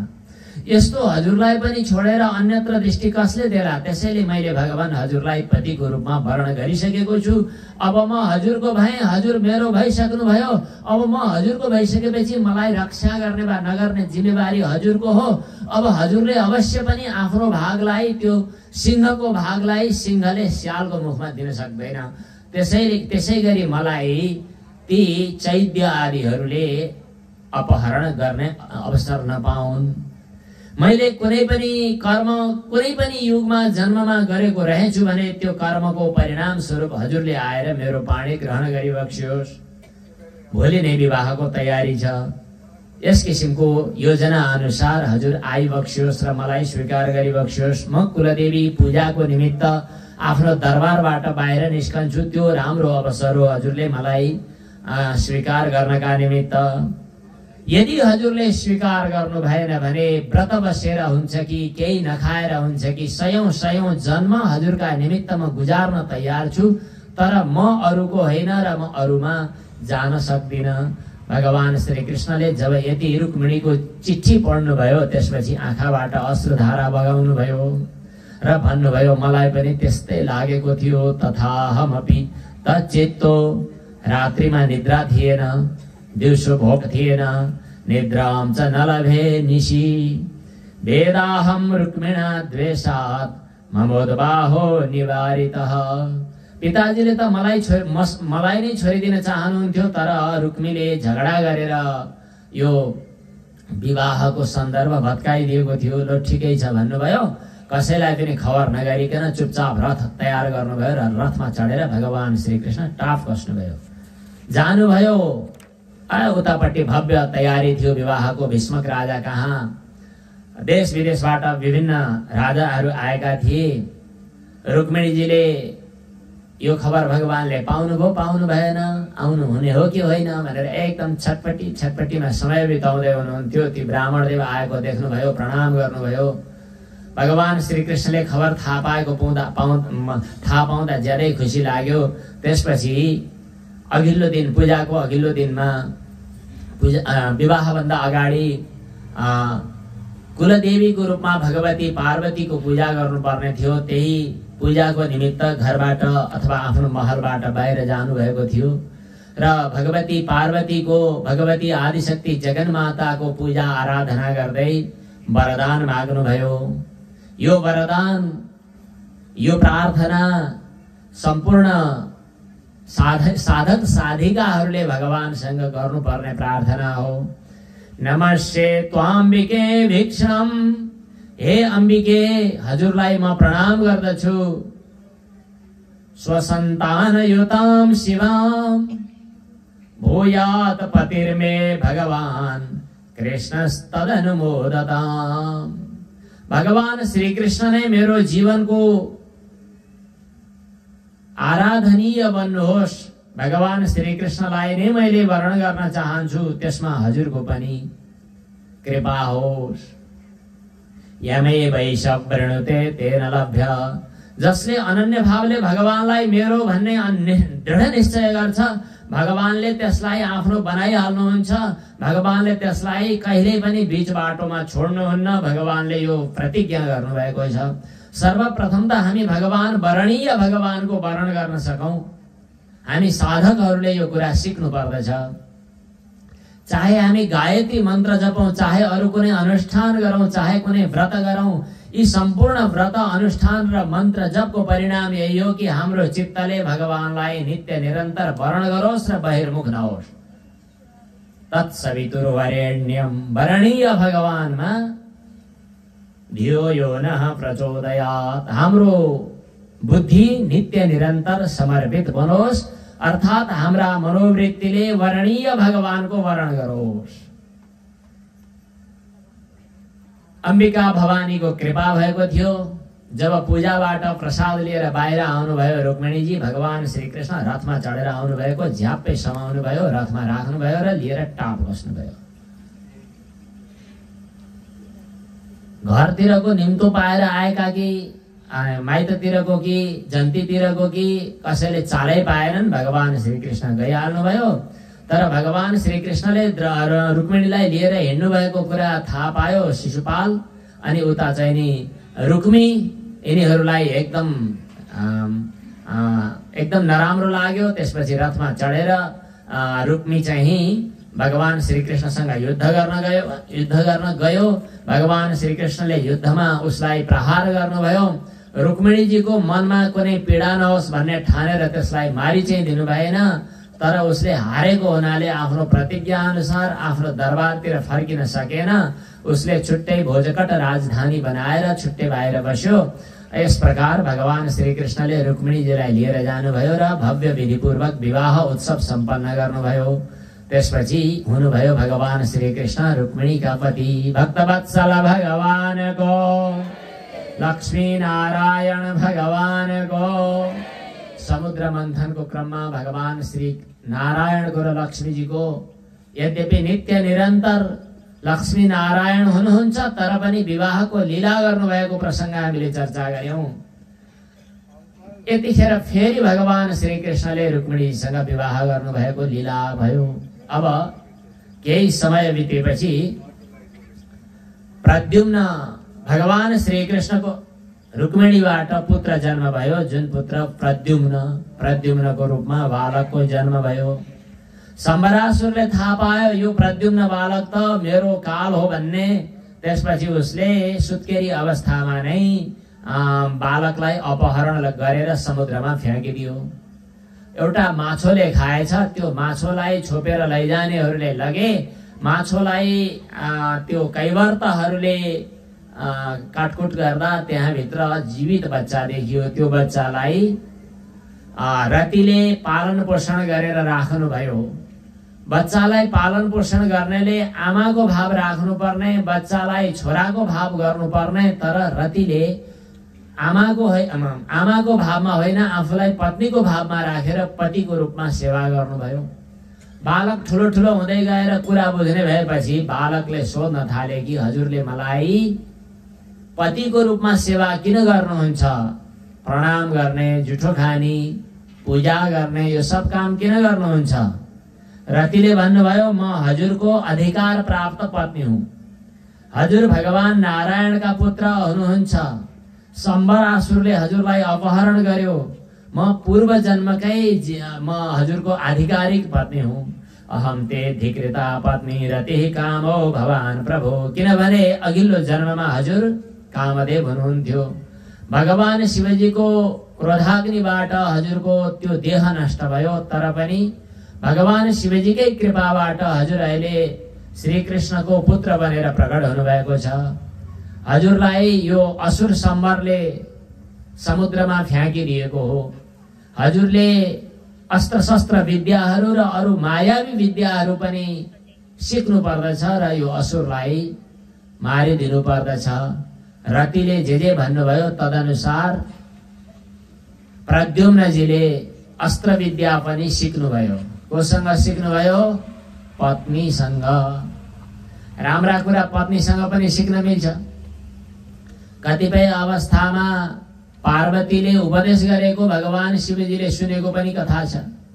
कतिपय प्रसंग भगवान शिवजीले शिक्षा दिनुभयो, पत्नी पार्वतीले सिक्नुभयो। शिव उवाच पार्वती उवाच, यस प्रसंगबाट धेरै शास्त्रहरूको परम्परा चलेको छ। साम्ब सदा शिव भगवानको। तदनुसार प्रद्युम्नले अस्त्र शस्त्र सुसज्जित बनेर मायावी विद्यालाई पनि जित्ने विद्या पढेर तदनुसार शम्बरासुरसँग युद्ध गर्नुभयो र शम्बरासुरलाई नष्ट गरेर पत्नी सहित विमानमा चढेर द्वारकातर्फ आउनुभयो। को आइरहेको छ आकाश मार्गबाट हेरेर सबै चकित भइरहेका थिए। नारद मुनिले बताइदिनु भयो, यिनी त हजुरकै पुत्र हुन्। सुत्केरी अवस्थामा नै सुत्केरीको कुनाबाट हराएको बच्चा आज धेरै वर्ष पछाडि बुहारी सहित आएको देखेर रुक्मिणीजी ज्यादै खुसी हुनुभयो, एकदम हृदय गदगद भयो, द्रवीभूत हुनुभयो र ज्यादै प्रसन्न हुनुभयो। नष्टम प्रद्युम्न मायातम आकर्ण्य द्वारकौकशः अहो मृत इवायातो बालोदिष्टेतिहा ब्रुवन्। यस प्रकार प्रद्युम्न जन्म सम्बन्धी कथा भयो। अब यसपछि भगवान श्री कृष्णले अरु पनि विवाह गर्नुहुन्छ। एउटा सूर्यका ज्यादै प्रिय भक्त सत्राजित नाम गरेका राजा थिए। उनले राजा भन्नाले आफ्नो निश्चित सेरोफेरोका अधिपति थिए। उनले सूर्यको आराधना गरेको हुनाले सूर्य भगवान प्रसन्न भएर आफ्नो दिव्य मणि सत्राजितलाई दिनुभएको थियो। त्यसपछि सत्राजितले त्यो मणि छातीमा झुन्ड्याएर हिँड्ने गर्नुहुन्थ्यो। मणि चाहिँ ज्यादै चम्किलो थियो। मणि लगाएर आउँदा सूर्य नै आए जस्तो लाग्थ्यो। भगवान श्री कृष्णको दर्शनका निमित्त द्वारकामा एकपटक गएका थिए। भगवान श्री कृष्णले पनि त्यो सत्राजित त्यो चाहिँ स्यमन्तक मणि सत्राजित राजाको छातीमा भएको स्यमन्तक मणिलाई चासोका साथमा हेर्नु भएको थियो।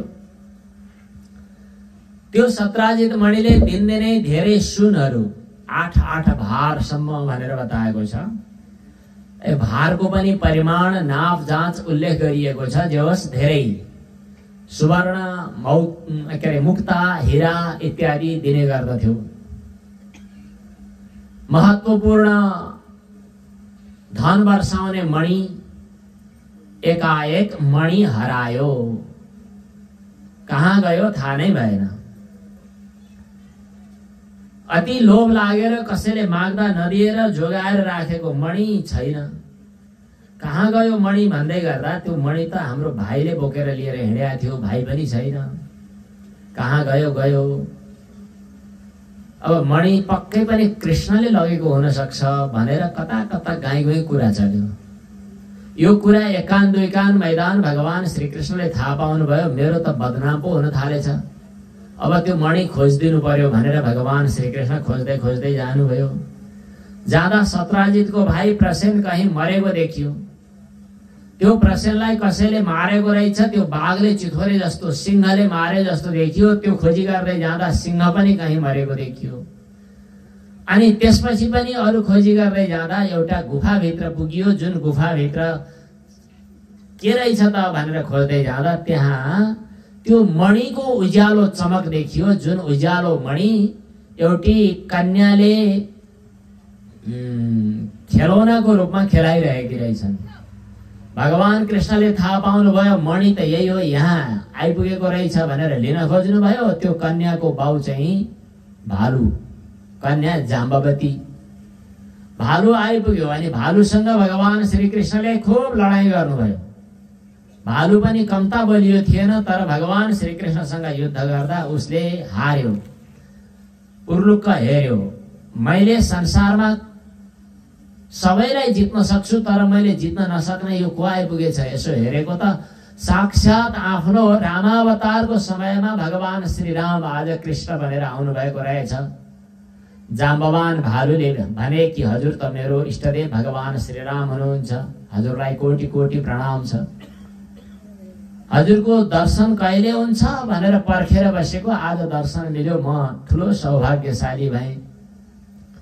यो मणि त हजुरको हुँदै हो, लैजानुहोस्। मणि मात्रै लगेर सुख पाइँदैन, दान पछि दान प्रतिष्ठा पनि गर्नुपर्छ। मैले मेरी छोरी पनि हजुरलाई दिन्छु भनेपछि भगवान श्री कृष्णले हुन्छ भन्नुभयो। जाम्बवतीलाई साथमा लिएर आउनुभयो, भालुकी छोरी जाम्बवती। त्यसपछि सत्राजितलाई लगेर भन्नुभयो, लौ सत्राजित, खुब मेरो बदनाम गरिरहेका थियौ नि, आखिरमा तिमीले जोगाउन नसकेर हराएको मणि अनि मलाई दोष लाउने। यो मणि साथमा राखिसकेपछि तदनुसार आचरणमा रहनुपर्छ, सदाचारी बन्नुपर्दछ।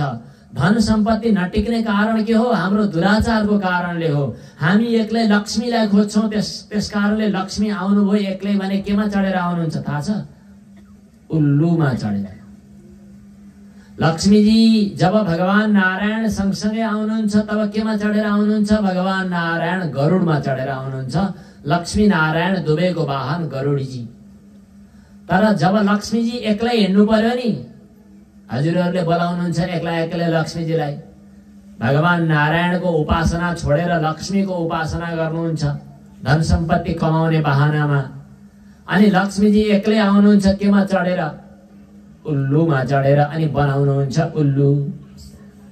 त्यसकारण लक्ष्मी नारायणको साथमा उपासना हुनुपर्दछ। गरुडजी भनेको ज्ञान। सुपर्णोसी गरुत्मान त्रिवृत तेशिरो, सामवेदको ध्वनि गरुडजीको पङ्खबाट निस्किन्छ। सुपर्णोसी गरुत्मान त्रिवृत तेशिरो, गायत्र्यं चक्षुर बृहत् रथन्तरे पक्षौ स्तोमा आत्मच्छन्दाग्मुष्यङ्गानि जजमुखी नाम, सामते तनुर्वाम देव्यं जन्याजन्यं पुच्छन् दिष्णः सफाः, सुपर्णोसी गरुत्मान देवं गच्छ स्वः पत। भगवान नारायणको आराधना नगरी केवल लक्ष्मीको आराधना गर्दा लक्ष्मीजी चञ्चला हुनुहुन्छ, आँखामा छारो हाल्नुहुन्छ, मिलिक्क मिल्किनुहुन्छ, अनि एक ठाउँबाट अर्को ठाउँमा जानुहुन्छ, खल्तीमा केही दिन पनि रहनुहुन्न, गइहाल्छ सम्पत्ति। त यहाँ मणि प्राप्त गरेर पनि मणिको हिफाजत गर्न नजान्ने, अरूलाई दोष लगाउने भनिदिनु भयो भगवान श्री कृष्णले। सत्राजितलाई लाज लाग्दो कुरो भयो, लाज मर्दो भयो। सत्राजितले विचार गरे कि अब मैले यो मणि राख्नु पनि हुँदैन र यो सम्बन्ध सुमधुर गर्न छोरी दिनुपर्छ भन्ने ठानेर छोरी सहित मणि समर्पण गरे।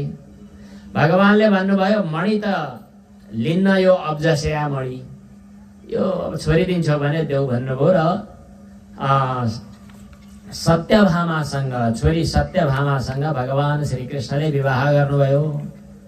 3टा विवाह त भए, धेरै विवाह छन् अरू पनि।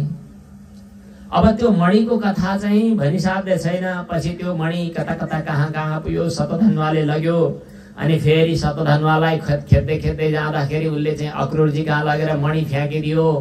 अनि अक्रूरजीले मणि अब के गर्ने, अब्जस्या मणि राखौँ भने आफूलाई फेरि बदनाम हुने, देखाउँ भने पनि अप्ठ्यारो, लुकाएर राख्नु भएको थियो। भगवान श्री कृष्णले मणि फेरि खोजी गर्नुभयो, अनि दाजुलाई देखाइदिनु भयो, सम्बन्ध सुमधुर बनाउनु भयो। यो मणि चाहिँ केही समय अक्रूरजी कहाँ नै रह्यो। यस्तै कथाहरू छन्। यो स्यमन्तक मणिको आख्यान जो छ यो वेदमा पनि वर्णन गरिएको संक्षिप्त रूपमा कुनै आध्यात्मिक रहस्य प्रकट गर्ने विचित्रको कथा हो। यहाँ भगवान श्री कृष्णको लीला चरित्र सम्बन्धमा यसको आदि दैविक र आदि भौतिक कथाको वर्णन गरिएको छ, जुन कथा श्रवण गर्नाले आफ्नो जीवनमा आइपरिआएका अपगालहरू नष्ट हुन्छन् भन्ने बताइएको छ। यो स्यमन्तको उपाख्यान हो। भगवान श्री कृष्णले यस्तै अरूसँग पनि विवाह गर्नु भएको छ। कालिन्दी यमुना नदी जो हुन् यिनी पनि भगवानकी पत्नी हुन्। यस्तै भगवान श्री कृष्णले नग्नजित राजाकी छोरी नाग्नजितीसँग पनि विवाह गर्नु भएको छ। यस्तै अरू पनि भगवान श्री कृष्णका 8वटा पत्नीहरू छन्। ती 8वटा पत्नीसँग विवाह गरिसकेपछि अब पालो आयो भगवान श्री कृष्णले 16,000 कहीं 100 पनि वर्णन गरेको छ। यहाँ अहिले चाहिँ 16,000 कन्यासँग विवाह गर्नुभयो। कथा त लाम विस्तृत छ अनि रमाइलो पनि छ अनि एउटा उपदेश प्रदायक पनि छ। संक्षिप्त रूपमा भन्नुपर्दछ समय भगवानलाई प्रणाम गर्दा एउटा भौमासुर नाम गरेको दानव थियो। त्यसले स्वर्गका देवताहरूको पनि सम्पत्ति छिनेको थियो।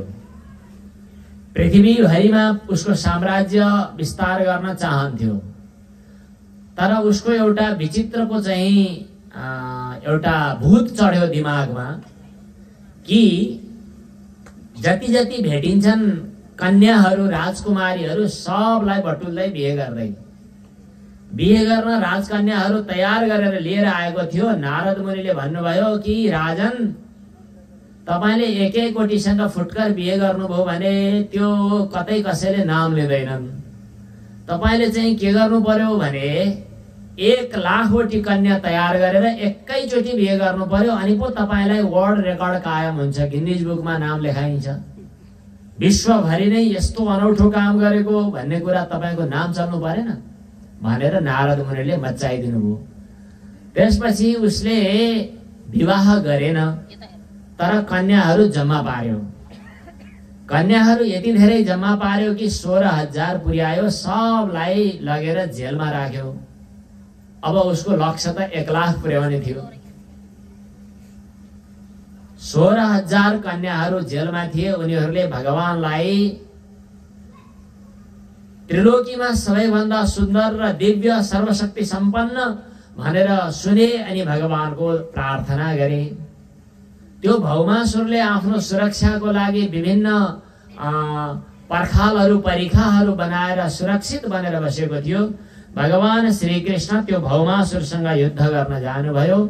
ती राजकन्याहरूको प्रार्थना स्वीकार गरेर अनि भौमासुरसँग युद्ध गर्नुभयो। पृथ्वी माताको पनि सदिच्छा थियो। भौमासुरलाई भगवान श्री कृष्णले वध गरिदिनु भयो, उद्धार गरिदिनु भयो र उसले जेलमा राखेका जति पनि कन्याहरू थिए ती सबै कन्याहरूलाई जेलबाट मुक्त गर्नुभयो।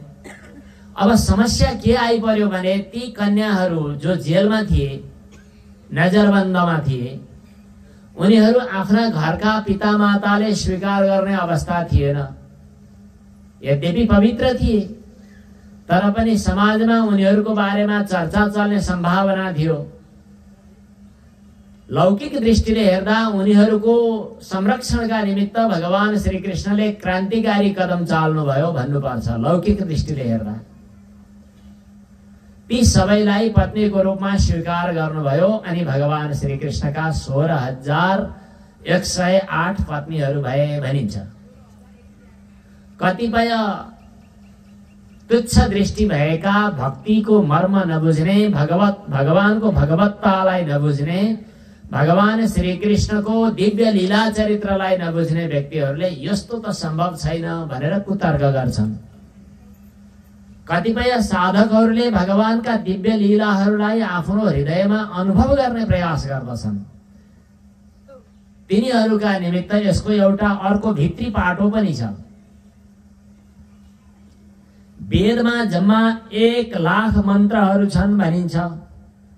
ती 1,00,000 मन्त्रहरू मध्ये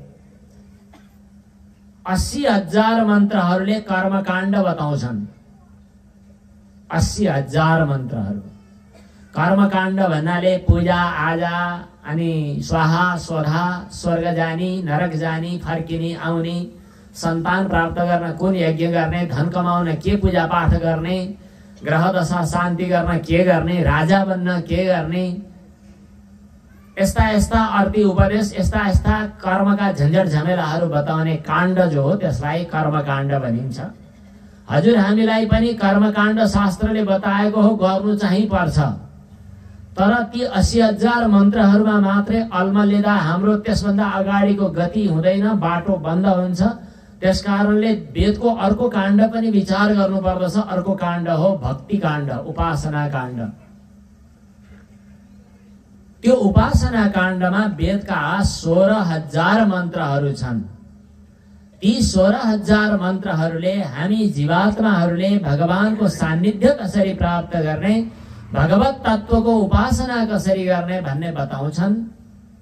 त्यसपछि 4,000 मन्त्रहरूले ज्ञानको उपदेश गर्दछन्। त्यो अधिकार प्राप्त गर्नका लागि पनि उपासना आवश्यक पर्दछ। वेदका यी उपासना परक मन्त्रहरू 16,000 संख्यामा छन्। तिनै मन्त्रहरू आज राजपुत्री बनेर जन्मिएका छन्। ती सम्पूर्ण मन्त्रको उद्देश्य, सम्पूर्ण मन्त्रको तात्पर्य भगवान हुनुहुन्छ। यो रहस्य प्रकट गर्न ठिक 16,000 संख्यामा नै भगवान श्री कृष्णले ती राजकुमारीहरूलाई स्वीकार गर्नुभएको हो। यो एउटा रहस्य हो। अर्को पनि प्रसङ्ग छ। व्यक्तिगत रूपमा हामीले हाम्रा आफ्ना मनोवृत्तिलाई हेर्दा हाम्रा मनका वृत्तिहरू के हुन्छन्? सामान्यतया मनको सम्बन्ध चन्द्रमासँग हुन्छ। वेदले बताएको छ चन्द्रमा मनसो जातः। मनस तत्वको, समष्टि मनस तत्वको उत्पत्ति भगवानको मनस तत्वबाट भएको हो। त्यो मनस तत्वको सम्बन्ध चन्द्रमासँग छ। चन्द्रमाको उत्पत्ति भगवानको मनबाट भएको हो।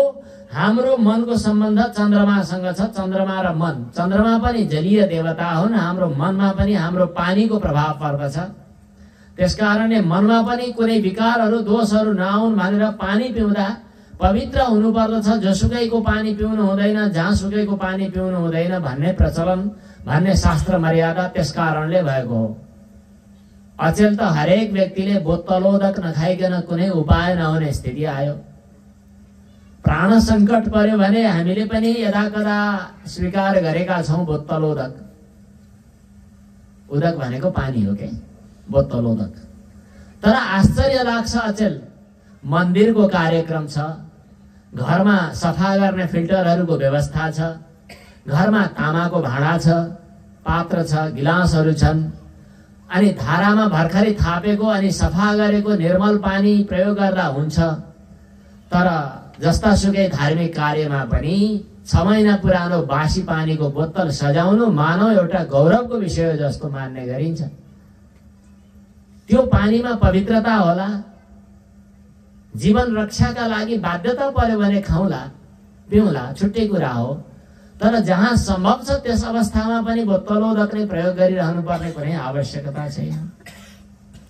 पवित्रताका निमित्त जल अनि अन्न, मन बन्छ अन्नको प्रभावले। त्यसकारणले अन्न कस्ताको खाने, यतिसम्म कि त्यो अन्न उत्पादन गर्ने व्यक्तिले कुन विचारधाराको साथमा कसरी, कुन भावनाले अन्न उत्पादन गरे, अन्न खरिद गर्ने क्रममा हामीले कमाएको पैसा कुन प्रक्रियाको थियो, त्यो सबै कुराको सूक्ष्म प्रभाव अन्नमा पर्दछ भनेर अन्न शुद्धिका निमित्त धेरै ठुलो चिन्ता र चासो गरिन्थ्यो हाम्रो वैदिक सनातन संस्कृतिमा। आज त्यो व्यवस्था गर्ने गरेको हुनाले अन्न दोष घुमिफिरिकन हाम्रो मनमा आउँछ। त्यसै कारणले मन चञ्चल हुन्छ, भगवत भक्तिमा अभिमुख हुँदैन, एकाग्र हुँदैन, अनि आफ्नो जीवन दुःखमय हुन्छ। त्यो नहोस्, मनमा शुद्धि होस् भन्नका लागि अन्नको र जलको शुद्धिको आवश्यकता छ। यो प्रसङ्गवशात बाहिरको कुरा हो। यहाँ अहिले प्रसङ्ग के छ भने चन्द्रमा जलीय देवता हुनुहुन्छ। चन्द्रमाको हाम्रो मनसँग सम्बन्ध छ। त्यसैले चन्द्रमा प्रत्येक 15-15 दिनमा घट्ने बढ्ने गर्दा हाम्रो मनमा पनि त्यस किसिमको भावना हुन्छ।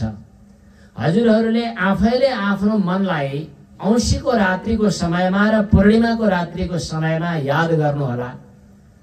पूर्णिमाको रात्रिको समयमा बाहिर गएर एकछिन आफ्नो मनलाई विचार गर्नु र औँसीको रात्रिको समयमा विचार गर्नु। औँसीमा मनमा सङ्कुचन हुन्छ, पूर्णिमामा प्रकाश हुन्छ। औँसीमा जन्मिएका व्यक्तिलाई अलिकति मनमा कमजोर अशान्ति हुन्छ भन्ने चलन छ। यद्यपि यो व्यक्ति पनि औँसीमै जन्मिएको हो, त्यस कारणले जे भोग्नु पर्ने हो भोग्छ, छुट्टै कुरा हो। तर सामान्यतया ज्योतिषीहरूले बताउँछन् यो औँसिया रहेछ, यो ठिक होइन, औँसियालाई त छोडिदिन पनि हुन्न भन्नेसम्मको विचार गर्ने चलन छ। धन्नै दिए कतिपयहरू, कसैले भइहाल्यो। भक्तवत्सल भगवानको त प्रसङ्ग के हो भने 15 दिनका 15 कलाहरू घट्ने बढ्ने गर्दछन्। चन्द्रमाका 16 कलाहरू भनिन्छ। चन्द्रमाको पूजा गर्दा 16 कलायुक्त चन्द्रमा भनिन्छ। चन्द्रमाको पूजा हुन्छ। चन्द्रमाको पूर्ण कला हुने भनेको 16 कलाले युक्त हुने र घट्दै जाने भनेको कला क्षीण हुँदै जाने हो। जसरी चन्द्रमाको कला घट्दै घट्दै घट्दै र बढ्दै बढ्दै बढ्दै जान्छ, 16 कला हुन्छन्, त्यस्तै त्यही चन्द्रमाको प्रभाव हाम्रो मनमा पर्ने भएको हुनाले मनमा पनि कलाहरू कहिले घट्ने कहिले बढ्ने तिनै 16 कला हुन्छन्। अर्थात् मनका वृत्तिहरू 16 किसिमका। ती एक एक वृत्तिलाई सूक्ष्म विभाजन गर्दा यदि 1,000 मा विभाजन गर्ने हो भने 16,000 हाम्रा मनका सूक्ष्मतम वृत्तिहरू हुन्। साधकले साधनाको क्रममा आफ्ना सम्पूर्ण मनोवृत्तिहरू भगवत चरणमा समर्पित गरिदिनु, यही नै 16,000 पत्नीसँग भगवान श्री कृष्णले विवाह गर्नुको रहस्य हो। लीला विहारी भगवानको इत्थं रमापतिमवाप्य पतिं स्त्रियस्ता ब्रह्मादयोऽपि न विदुः पदवीं यदीयाम् भेजुर्मुदा विरतमेधितयानुराग हासावलोकनवसङ्गम जल्पलज्जः। ब्रह्मादि देवताहरूले पनि जसको वास्तविक स्वरूपलाई बुझ्न सक्दैनन् त्यस्ता पूर्ण ब्रह्म परमात्मालाई आज मनुष्य शरीर धारण गरेर श्री कृष्णको रूपमा अवतरित हुनुभएको भगवान श्री कृष्णचन्द्रलाई यी गोपीहरूले पतिको रूपमा अनुभव गरेर नित्य निरन्तर भगवत सान्निध्य प्राप्त गरेर आफ्नो जीवन धन्य धन्य बनाए। यी सम्पूर्ण भगवत चरणानुरागी यी सम्पूर्ण गोपीहरू अथवा सम्पूर्ण यी भगवानका पटरानीहरूको सौभाग्य धन्य धन्य छ। भगवान श्री कृष्णले यतिकासँग विवाह गर्नुभयो, तर सबैसँग समान रमाइलो गर्नुहुन्थ्यो। सबैसँग एक एक आफू बनेर पूर्ण सबैका साथमा एक एक आफू बनेर हरेकको घरमा हरेक बनेर रहनु भएको थियो। एक पटक भगवान श्री कृष्णले रुक्मिणीसँग ठट्टा गर्नुभयो, हेर तिमी कस्तो राजाकी छोरी, म त राज्य सिंहासनमा बस्न पनि नपाउने गाउँले पाखे गोठालो, यस्तोसँग बिहे गर्दा कस्तो है तिम्रो, कि अझै पनि विचार गर्ने हो कि? रुक्मिणीजीले हातमा चमर लिएर भगवानको सेवा गर्दै हुनुहुन्थ्यो, हातबाट चमर खस्यो, रुक्मिणीजी त विचेत हुनुभयो। भगवान श्री कृष्णले भन्नुभयो, ठट्टा गरेको पो त कस्तो लाठी, साँचो सम्झियो कि क्या हो? रुक्मिणीजीले भन्नुभयो, मैले त साँचो सम्झिएर धन्नै विचेत भएको, तर कतिपय अवस्थामा हजुरका ती जे कुराहरू हजुरले आज्ञा भयो तिनको रहस्य विचार गर्दा हजुर गुणातीत पूर्ण ब्रह्म परमात्मा अनि गोपालक, गो माने इन्द्रियहरूको हरेक इन्द्रियहरूले तत्त शक्ति प्राप्त गर्ने सामर्थ्य दिलाइदिने यस्तो पूर्ण ब्रह्म परमात्मा हुनुहुन्छ। रुक्मिणीजीको साथमा भगवान श्री कृष्णले ख्याल ठट्टा पनि गर्नुभयो। यस प्रसङ्गबाट हामीलाई के शिक्षा मिल्छ? गृहस्थाश्रममा आउन प्रारब्धले प्रेरणा दियो, आउनुभयो। गृहस्थ भएर बसिसकेपछि आफ्ना आफ्ना कुराहरू गर्ने, आफ्ना आफ्नो धाक जमाउने, एकोहोरो हुने, झै झगडा गर्ने, ठुस्स पर्ने, उता फर्किने, यस्ता लटरपटर काम गरेर गृहस्थाश्रमलाई नरक बनाउन हुँदैन। गृहस्थाश्रममा रमाइलो पनि गर्ने, हरेक काम गर्दा एकदम खुल्ने, यही त गर्नुपर्दछ। भगवान श्री कृष्णले तिमी गृहस्थ बनेर रह्यौ, यो गृहस्थ पनि आश्रम हो, आश्रमको रूपमा बस, रमाएर बस भनेर शिक्षा दिनुभएको छ। कहिले काहीँ यसो कतै गयो भने यस्तै यस्तै वेशभूषामा हिँड्दाखेरि व्यक्तिहरूले भन्ने गर्दछन्, हजुर कहाँ बस्नुहुन्छ, हजुरको निवास कहाँ हो? हामीले भन्ने गर्दछौँ देवघाटमा। देवघाटमा कहाँ बस्नुहुन्छ, कुन आश्रममा? मेरै आश्रम छ। कहाँ आश्रम छ? कुन? महेश आश्रम। महेश आश्रममा पनि पढाउँछु, पहिले पढाउँथे। गलेश्वर आश्रम, हरिहर आश्रम, अनि अमुक अमुक आश्रम होइन, एउटा अर्कै आश्रम छ। कुन आश्रम? कुन आश्रम? कुन आश्रम? घरलाई त आश्रमै नठान्ने, तर शास्त्रले के बतायो, हजुरको प्रत्येकको घर चाहिँ आश्रम हो कि होइन? गृहस्थ आश्रम भनेको छ कि छैन? गृहस्थ बन्नुभयो हजुर, गृहस्थ हुनुको ठुलो महत्व छ, कम महत्व छैन। तर आफ्नो घरलाई किन नरक जस्तो बनाएको, किन आश्रम नबनाएको, किन भगवानको मन्दिर नबनाएको अलिकति ख्याल गर्नुभयो भने हजुरको घर नै आश्रम हो, हजुरको घर नै भगवानको मन्दिर हो। हजुरको भगवान, भगवानको हजुर भइसकेपछि हजुरको भन्नु र भगवानको भन्नु फरक परेन।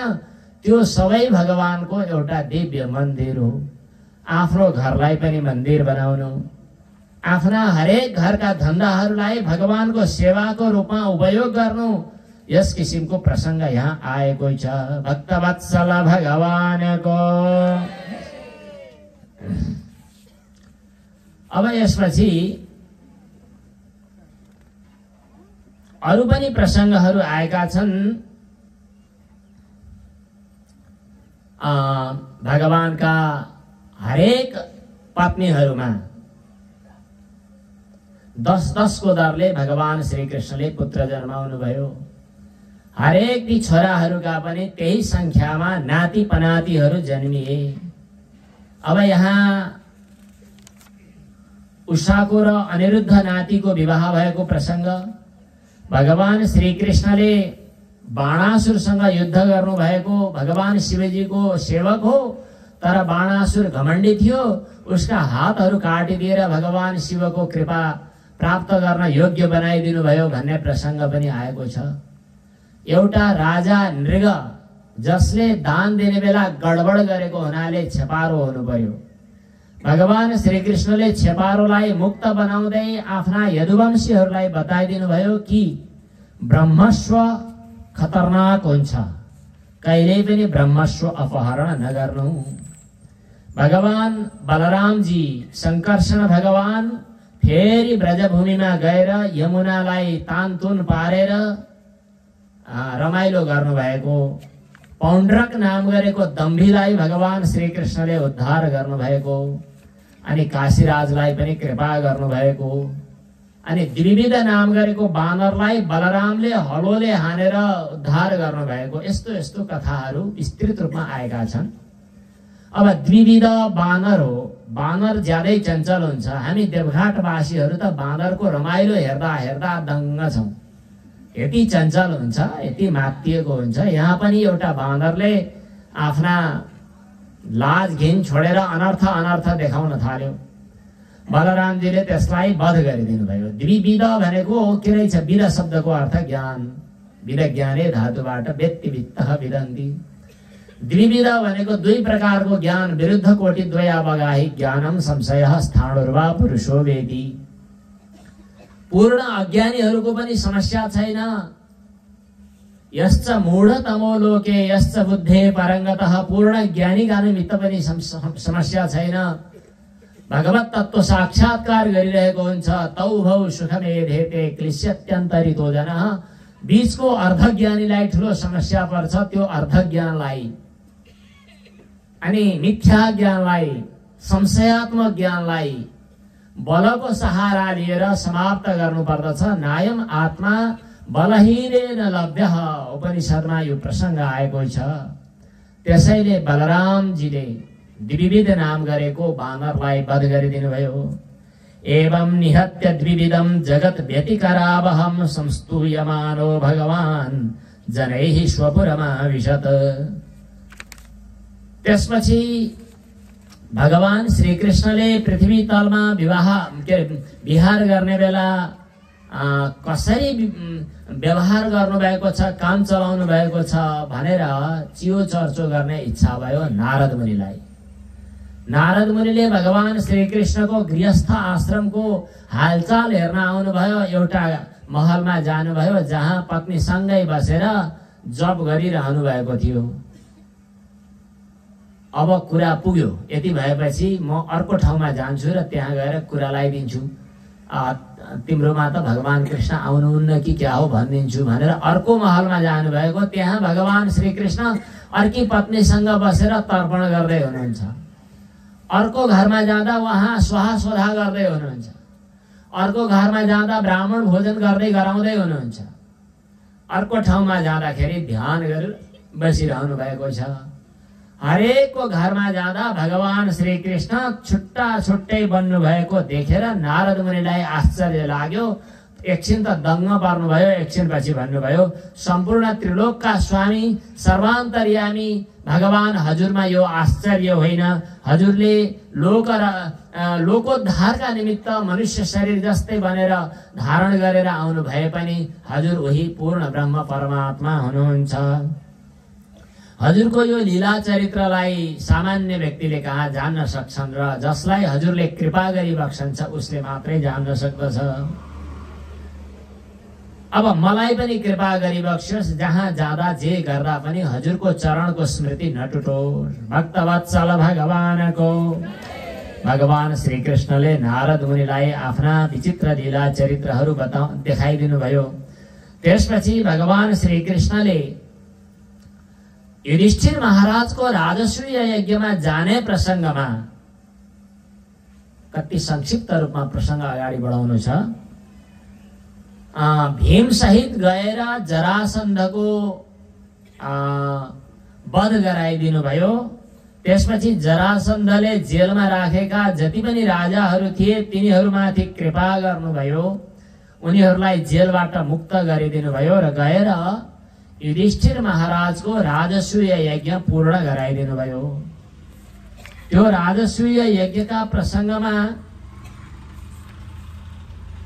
दुर्योधनलाई अलिकति ईर्ष्याको आगोले सतायो। पछि दुर्योधन त्यही ईर्ष्याको अग्निज्वालामा ज्वलित भएर महाभारतको युद्ध गर्न अग्रसर भयो। त्यही राजसूय यज्ञको क्रममा भगवान श्री कृष्णको अग्रपूजा भयो, जुन अग्रपूजाको सम्बन्धमा गाली गर्ने शिशुपालको भगवान श्री कृष्णकै चक्रद्वारा उद्धार भयो। शिशुपाल भगवान श्री कृष्णकै चरणमा शरण प्राप्त गर्नेवाला बन्यो। दुष्ट दलनकारी भगवानको यस्तै यस्तै लीला चरित्रहरू गर्दै भगवान श्री कृष्णले पृथ्वीको भार हरण गर्नुभयो। बलरामजीले तीर्थयात्रा गर्ने क्रममा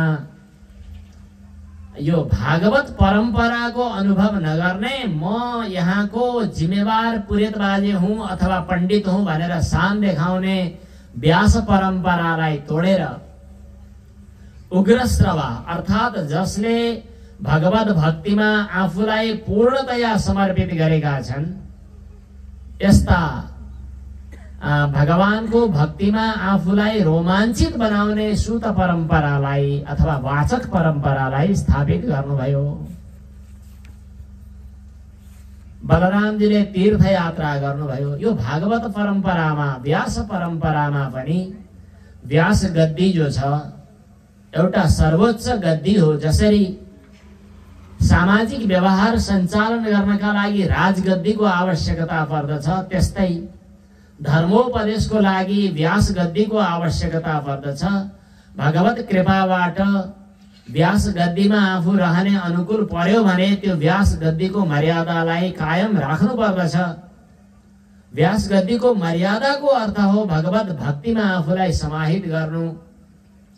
जसको वाणीमा भगवानको चरित्र वर्णन गर्दा भाव प्रकट हुँदैन, जो हृदय द्रवित हुँदैन, तदस्म सारम हृदयम बतेदम, जसको हृदय भगवानको भक्तिमा तन्मय हुँदैन त्यस्तो हृदय मानव पत्थर बराबरको हो। बर्हाइते ते नयने नराणाम, त्यो भगवत भक्तिको परम्परालाई उपेक्षा गर्ने सूत परम्परालाई समाप्त गरेर भगवत भक्तिमा तन्मय हुने व्यास परम्परा चाहिँ बलरामजीले स्थापित गर्नुभएको हो। हजुरहरूले चाल पाउनु भयो कि पाउनु भएन यो वक्ताको हालचाल राजा परीक्षितले थाहा पाउनु भयो। यो भगवत कथा वर्णन गर्ने क्रममा हजुरले छिटो अगाडि बढाइरहनु भएको छ। यसरी छोटो छिटो बताउँदाखेरि त्यहाँ कुराहरू रहस्यहरू प्रकट भएनन्। भगवानका चरित्रहरू अरू पनि सुन्ने इच्छा छ, अलि विस्तृत पूर्वक बताउनुहोस् न। फटाफट पातो फर्काएको थाहा पाउनु भएछ। राजा परीक्षितले। भगवन् यानि चान्यानि मुकुन्दस्य महात्मनः वीर्याण्यनन्त वीर्यस्य श्रोतुमिच्छामहे प्रभो। भगवत कथा सुन्दाखेरि अझै सुनिराखौँ जस्तो लाग्छ, विरक्त हुन निवृत्त हुन मनै लाग्दैन, उता फर्किन मनै लाग्दैन। सावाग्यया तस्य गुणान् गृणीते। वाणी प्राप्त गरेर त्यो वाणी नै सफल हो जसले भगवानका पवित्र लीला चरित्रहरूको गायन गर्दछ। हात ती सफल छन् जसले भगवानको परिचर्या गर्दछन्, अन्यथा ती बेकारका हुन्। यसको तात्पर्य कथा सुन्ने बेला कुरा चाहिँ नगर्नु होला, फेरि अरू बेला। सावाग्यया तस्य गुणान् गृणीते। सुखदेवजी महाराजले भन्नुभयो, अरू धेरै त भ्याइँदैन होला, एउटा कथा चाहिँ सुन्नुहोस्। कृष्णस्यासीत् सखा कश्चित् ब्राह्मणो ब्रह्मवेत्तमः विरक्त इन्द्रियार्थेषु प्रशान्तात्मा जितेन्द्रियः। भगवानका एउटा अत्यन्त प्रिय भक्त ब्राह्मण थिए जो ब्रह्मज्ञानी, विषयमा वैरागी अनि शान्त चित्त भएका र इन्द्रिय विजयी थिए। स्वाभाविक रूपमा केही मिल्यो भने उनले घरको जीविका चलाउँथे, नमिले भोकै पनि बस्थे। बेला बेलामा धेरै पटक भोकै बसिरहनु पर्ने भएको हुनाले उनको शरीर चाहिँ ज्यादै दुब्लो थियो। शरीरमा लगाउने कपडा पनि राम्रो थिएन, एकदमै फाटे टुटेका कपडाहरूले इज्जतसम्म ढाक्थे, त्यसबाहेक उनीसँग केही सामग्री थिएन। उनकी पत्नी थिइन् दरिद्रा, तिनको अनुहार मलिन थियो किनभने खानेकुरा, घरमा उपभोग गर्ने कुरा केही थिएन। दरिद्रताको कारणले शरीरमा एकदम शिथिलता थियो, अनुहार चाउरी परिसकेको थियो। उनले आफ्नो पतिदेवसँग अनुरोध गरिन्, हजुरका त बालसखा कोही हुनुहुन्छ अरे, लक्ष्मीपति भगवान श्री कृष्ण, हजुर गएर शरण पर्ने हो कि हामीलाई केही भगवानले कृपा गर्नुहुन्थ्यो कि? पतिदेवले भन्नुभयो, होइन, भगवानसँग कुनै पनि इच्छा गरेर जानु हुँदैन, माग्नु हुँदैन। त्यसै त भगवान द्वारकाधीश, त्यसैमा पनि विषय भोगको अभिलाषाले भगवानको शरणमा जानु गलत हो। फेरि भनौँ यो वाक्य, विषय प्राप्त गर्ने इच्छाले, कुनै पनि वस्तु प्राप्त गर्ने इच्छाले भगवानको शरणमा जानु गलत हो। भगवानको शरणमा केवल भगवत प्राप्तिका लागि, भगवानलाई नै पाऊँ, भगवानलाई नै मेरो बनाऊँ, भगवानको म बन्न सकूँ, यसैका निमित्त भगवानको शरणमा जानु, भगवानसँग गएर कुनै वस्तु माग्नु भनेको बेकार हो।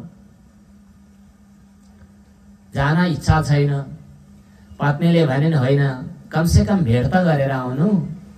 पतिदेवले भन्नुभयो, भेट्न जाँदा केही लिएर जानुपर्छ, मसँग केही छैन, भेट्न लिइकन रित्तो हात जानु हुँदैन। कम्तीमा पिता माताको घरमा जाँदा, पिता मातालाई भेट्न जाँदा, गुरुलाई भेट्न जाँदा र भगवानको दरबारमा जाँदा, मन्दिरमा जाँदा रित्तो हात नजानु।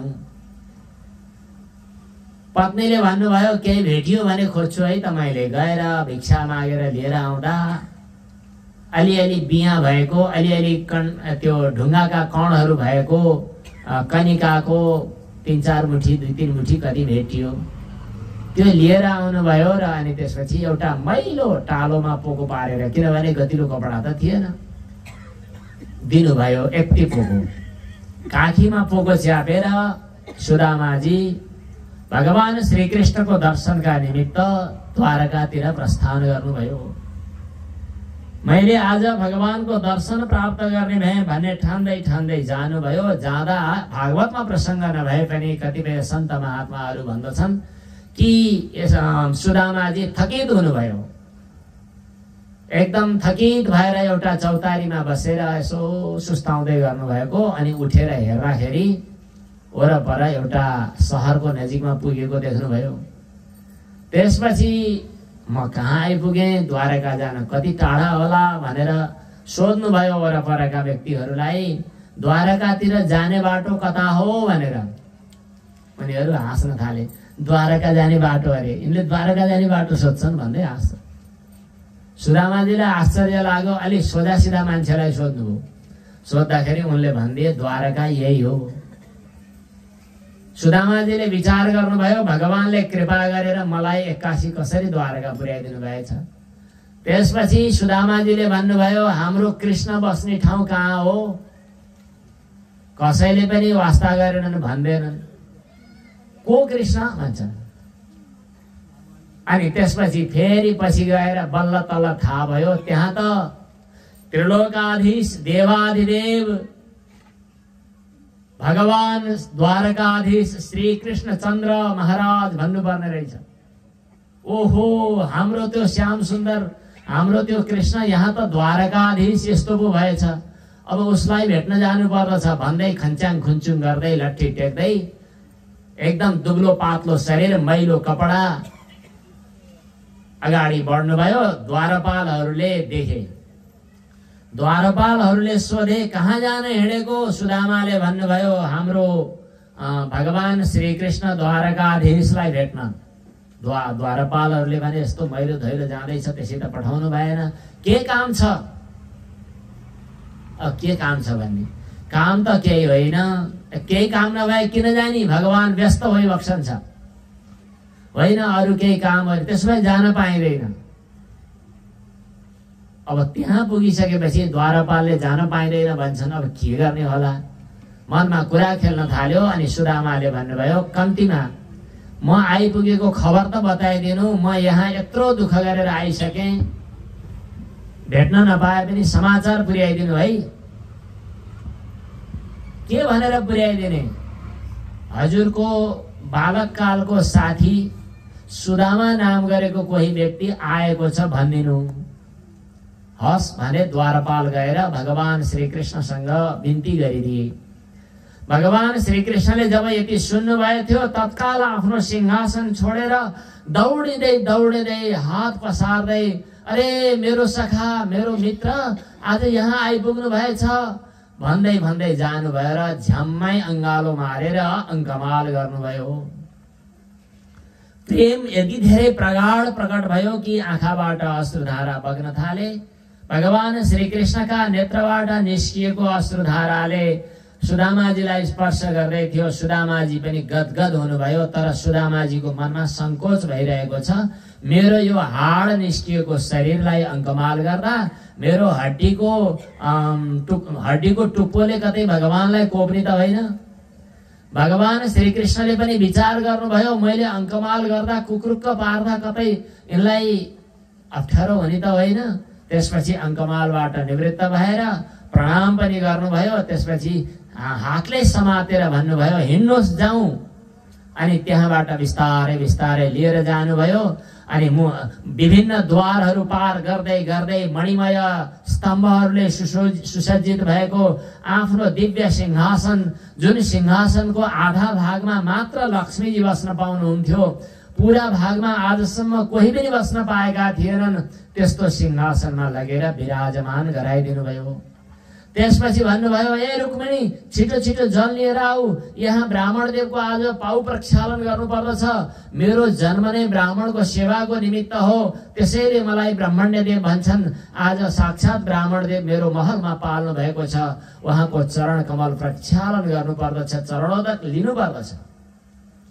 सुनौलो करुवामा जल लिएर आउनुभयो रुक्मिणीले। भगवान श्री कृष्णले पाउ पखाल्नु भयो। पाउमा एक एक गरी हेर्नुभयो, त्यहाँ त ठेला उठेका छन्, काँडाहरू छन्। ती एक एक काँडालाई भगवान श्री कृष्णले निकाल्नु भयो, दुःख गरेर निकाल्नु भयो। अनि आफ्नै उत्तरीयले सुवर्ण जडित उत्तरीय वस्त्रले फ्रोन्छन गर्नुभयो, प्रणाम गर्नुभयो। अनि रुक्मिणीलाई पनि अभिषेक गरिदिनु भयो। त्यसपछि ल अब तिलक लगाइदिनु पर्यो, वस्त्र आभूषण गरिदिनु पर्यो, माला अर्पण गर्नु पर्यो, धूप दीप नैवेद्य गर्नु पर्यो भन्नुभयो। अनि नैवेद्य भोजन गराउनु भयो, जुन भोजन मिठा मिठा परिकारहरू रुक्मिणी अगाडि सरेर सामग्री तयार गर्नुभयो, भगवानले खुवाउनु भयो।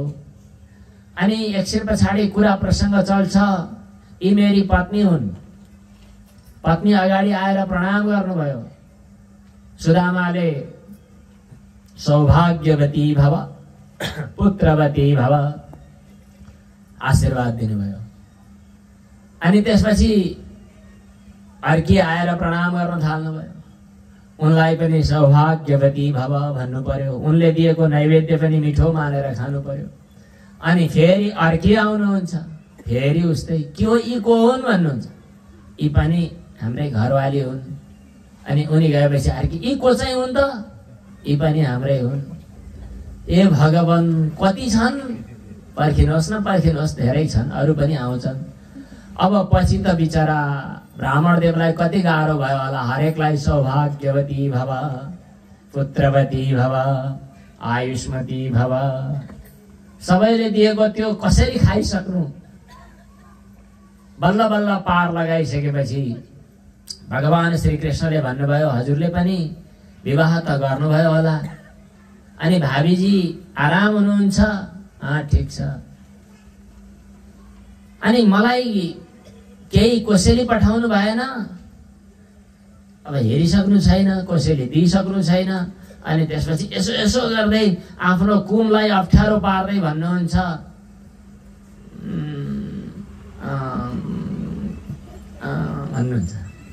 होइन यहाँ हजुरलाई के भइरहेको छ? होइन केही भएको छैन, केही भएको छैन भनेर यसो गर। अनि छेउबाट एउटा रुमालको टुप्पो देखिएको, यहाँ केही छ जस्तो छ, खोइ खोइ बा के हेर्नुपर्ने केही चिज छ कि भनेर यसो झिक्नु भयो। झिक्दाखेरि त पोको देखियो। हो त नि, भाउजूले पठाउनु भएको चिज लुकाउनु हुँदो रहेछ। हजुरले यो लुकाउने बानी अहिलेसम्म पनि बाँकी रहेछ।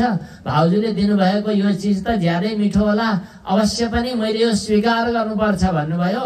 आफै पोको खोल्नुभयो, आफै झिकेर अनि फकाफक खान थाल्नुभयो।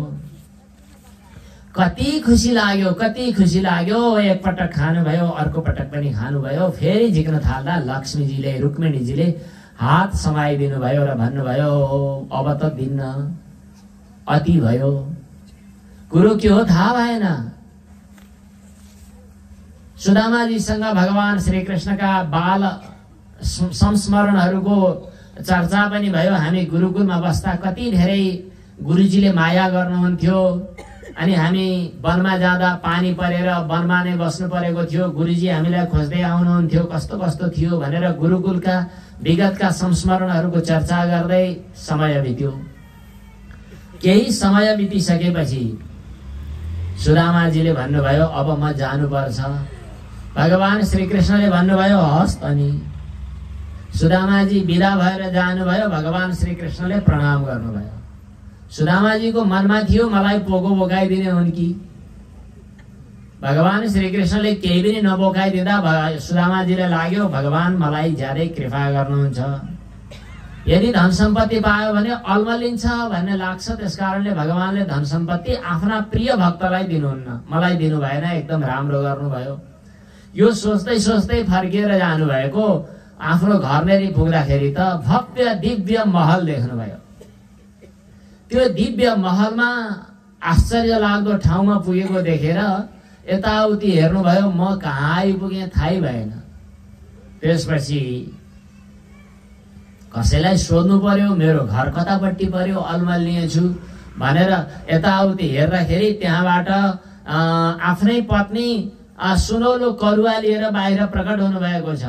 अनि भन्नुहुन्छ कि हजुरको महल यता हो, यता कता हिँड्नु भएको, कता हिँडिबक्सेको होइन, यो मेरो कसरी भयो? होइन हजुरका साथीले पठाएको अरे त आएर कतिपय भगवानका भक्तहरूले आएर यहाँ यत्रो बनाइदिए। यो श्याम सुन्दरको फट्याइ गर्ने बानी अझै छुटेको रहेनछ। मलाई मजासँग झुक्याइदियो, लहेर लहेर दिएन, कृपा गर्यो भनेको यत्रो ल्याएर थुप्रियाएर खतम पारेछन्। सुदामाजीको मनमा प्रसन्नताको अनुभव भएन। अब के गर्ने? बिस्तारै बिस्तारै त्यसलाई उपेक्षा गरेर आफूलाई दरिद्रतामा नै रमाउने अवस्थामा पुर्याउनु भयो। भगवानको भक्तिमा तल्लीन भएर रहने यस्ता सुदामाको पवित्र चरित्र, जुन सुदामाको एकमुठी कनिकाबाट भगवान श्री कृष्ण तृप्त हुनुभयो, तिनै लोक तृप्त भयो। त्यसपछिको कनिकाबाट त लक्ष्मीजी स्वयं जानु पर्थ्यो। त्यसकारणले लक्ष्मीजीले हात रोक्नु भएको हो। भगवानलाई यत्किञ्चित दिएर पनि भगवान प्रसन्न हुनुहुन्छ। यो हो भगवानको ब्रह्मण्य देवता, ब्रह्मण्यता। भगवानले भन्नुभएको छ पत्रम पुष्पम फलम तोयम यो मे भक्त्या प्रयच्छति तदहं भक्त्युपहृतं अस्नामि प्रयतात्मनः, श्रद्धापूर्वक मलाई जे दिन्छ त्यो म स्वीकार गर्दछु। यस प्रकार भगवान श्री कृष्णले सुदामालाई कृपा गर्नुभयो र सुदामाको चरित्रद्वारा हामीलाई पनि सांसारिक वैभवमा अल्मलिनु हुँदैन भनेर शिक्षा दिनुभयो। भगवान श्री कृष्ण द्वारवतीमा निवास गरेको बेला सूर्य ग्रहण लाग्यो। त्यो सूर्य ग्रहणमा शान्तिका लागि, स्नानका लागि समन्त पञ्चक क्षेत्रमा सबै जम्मा भए कुरुक्षेत्रमा, जहाँ ब्रजवासीहरू पनि आएका थिए, भगवान श्री कृष्णका पत्नीहरू पनि आएका थिए। सबैको एक आपसमा कुराकानी भयो। यता पाञ्चालीसँग पनि भेटघाट भयो। भगवान श्री कृष्णले यसरी आफ्ना विचित्र लीलाहरूद्वारा पृथ्वीको भार हरण गर्नुभयो। वसुदेवजीले यज्ञ आयोजना गर्नुभएको छ, जुन यज्ञको प्रसङ्गमा सत्सङ्गको महिमा पनि बताइएको छ र भगवानको सर्वत्र व्यापक स्वरूपको अनुभूति हुनुपर्दछ। कुनै एकाध मूर्तिमा मात्रै भगवत भाव गर्ने, अन्यत्र चाहिँ नगर्ने, भगवानलाई सीमित गर्ने यो भाव चाहिँ ठिक होइन। तीर्थहरू जलमय हुँदैनन्, सन्त पनि तीर्थ हुन्, उनीहरूको पनि उपासना गर्नुपर्दछ। यी प्रसङ्गहरू यहाँ चर्चा गरिएको छ। देवर्षि नारद मुनिसँग वसुदेवजीले ज्ञानको उपदेश, ज्ञान बारे सोध्नु भएको छ। नारद मुनिले उपदेश गर्नुभएको छ। आमा देवकीले रहर गरेको हुनाले आफ्ना दाजुहरू जो 6 भाइ पहिले मरेका थिए जन्मिँदा जन्मिँदै, तिनीहरूलाई फिर्ता गरेर लिएर आउनु भएको छ। अनि सुभद्राको विवाहसँग सम्बन्धित प्रसङ्ग, भगवान श्री कृष्ण एकैचोटि धनीको घरमा पनि गरिबको घरमा पनि पुग्नु भएको, राजा जनकको घरमा र श्रुतदेव र ब्राह्मणको घरमा पुग्नु भएको कथा आएको छ। र यसपछि वेदहरूले भगवानको स्तुति कसरी गर्दछन् भन्ने प्रसङ्ग सहित दिव्य वेद स्तुतिको प्रसङ्ग छ, जुन सृष्टिको आरम्भमा वेदहरूले भगवानको स्तुति गर्दा भन्दछन् कि हजुरको जय होस्, अविद्या रूपी ग्रन्थीलाई पराजित गरिदिनुहोस्, हजुर नै सर्वत्र व्यापक हुनुहुन्छ, हजुरका नै गुण वैभवहरूद्वारा संसारको सृष्टि विस्तार हुन्छ। तर जे जति वस्तुहरू बाहिर प्रकट भइरहेका छन् ती सबैको मूल अधिष्ठान हजुर हुनुहुन्छ। हजुरको रहस्य नबुझेर अज्ञानीहरू अल्मलिरहेका छन्, तर वस्तुतः हजुरभन्दा बाहिर कोही पनि छैनन्। यस प्रकार वेदहरूले भगवानको स्तुति गरे। जय जय जय जामजित दोष गृभीत गुणाम त्वमसि यदात्मना समवरुद्ध समस्त भगत् अग जगदोक सामखिल सत्यवबोधकते क्वचिदजयात्मना चरतो नुचरे निगमः। भगवान पूर्ण ब्रह्म परमात्मालाई वेदले स्तुति गरेको प्रसङ्ग, भगवान शिवजीलाई समस्या परिआएको बेला, वृकासुरले दुःख दिएको बेला, भगवानकै इच्छाले नारायण भगवानले बालकको रूपमा, बटुकको रूपमा गएर वृकासुरको समाप्तिको प्रक्रिया बनाइदिनु भएको, आफ्नो शिरमाथि आफै हात राखेर ऊ भस्म भएको कथा। ब्रह्मा विष्णु महेश 3 देवताहरू मध्ये यदि गुणलाई स्वीकार गरेका छन् भने कुन गुणको आधिक्य, कुन गुणको स्वीकार गरेको देवतालाई बढी सम्मान गर्ने भन्ने प्रसङ्गमा सत्वगुण, रजोगुण र तमोगुणलाई अवलम्बन गरेको अवस्थामा तमोगुणलाई रजोगुणको आश्रय लिएर र रजोगुणलाई सत्वगुणको आश्रय लिएर जित्नु पर्दछ। वस्तुतः गुणातीत पूर्ण ब्रह्म परमात्मालाई चिन्नु पर्दछ भन्ने प्रसङ्ग बताउन भृगुको कथा आएको छ। अनि मरेका ब्राह्मणहरूलाई फिर्ता ल्याउन अर्जुनले दिव्य धाममा पुर्याएको, अर्जुनलाई भगवानले दिव्य धाममा पुर्याएको प्रसङ्ग सहित भगवान सँगसँगै बस्ने महिषीहरूले, पटरानीहरूले भगवानको वियोगको अनुभव गरेको कथा, भगवानसँग सँगै नबस्ने गोपीहरूले भगवानको साथसाथमा भइरहेको अनुभव गरेको कथा, यी दुईटा प्रसङ्गले हामीलाई धेरै कुराको संकेत गर्दछ। महिषीहरूले विभिन्न कुरेरीलाई, चखेबालाई, समुद्रलाई, चन्द्रमालाई, मलय पर्वतको हावालाई, मेघलाई सम्बोधन गर्दै भगवान श्रीकृष्णको लीला चरित्रको स्मरण गरिरहेका छन्। यो महिषी गीत हो।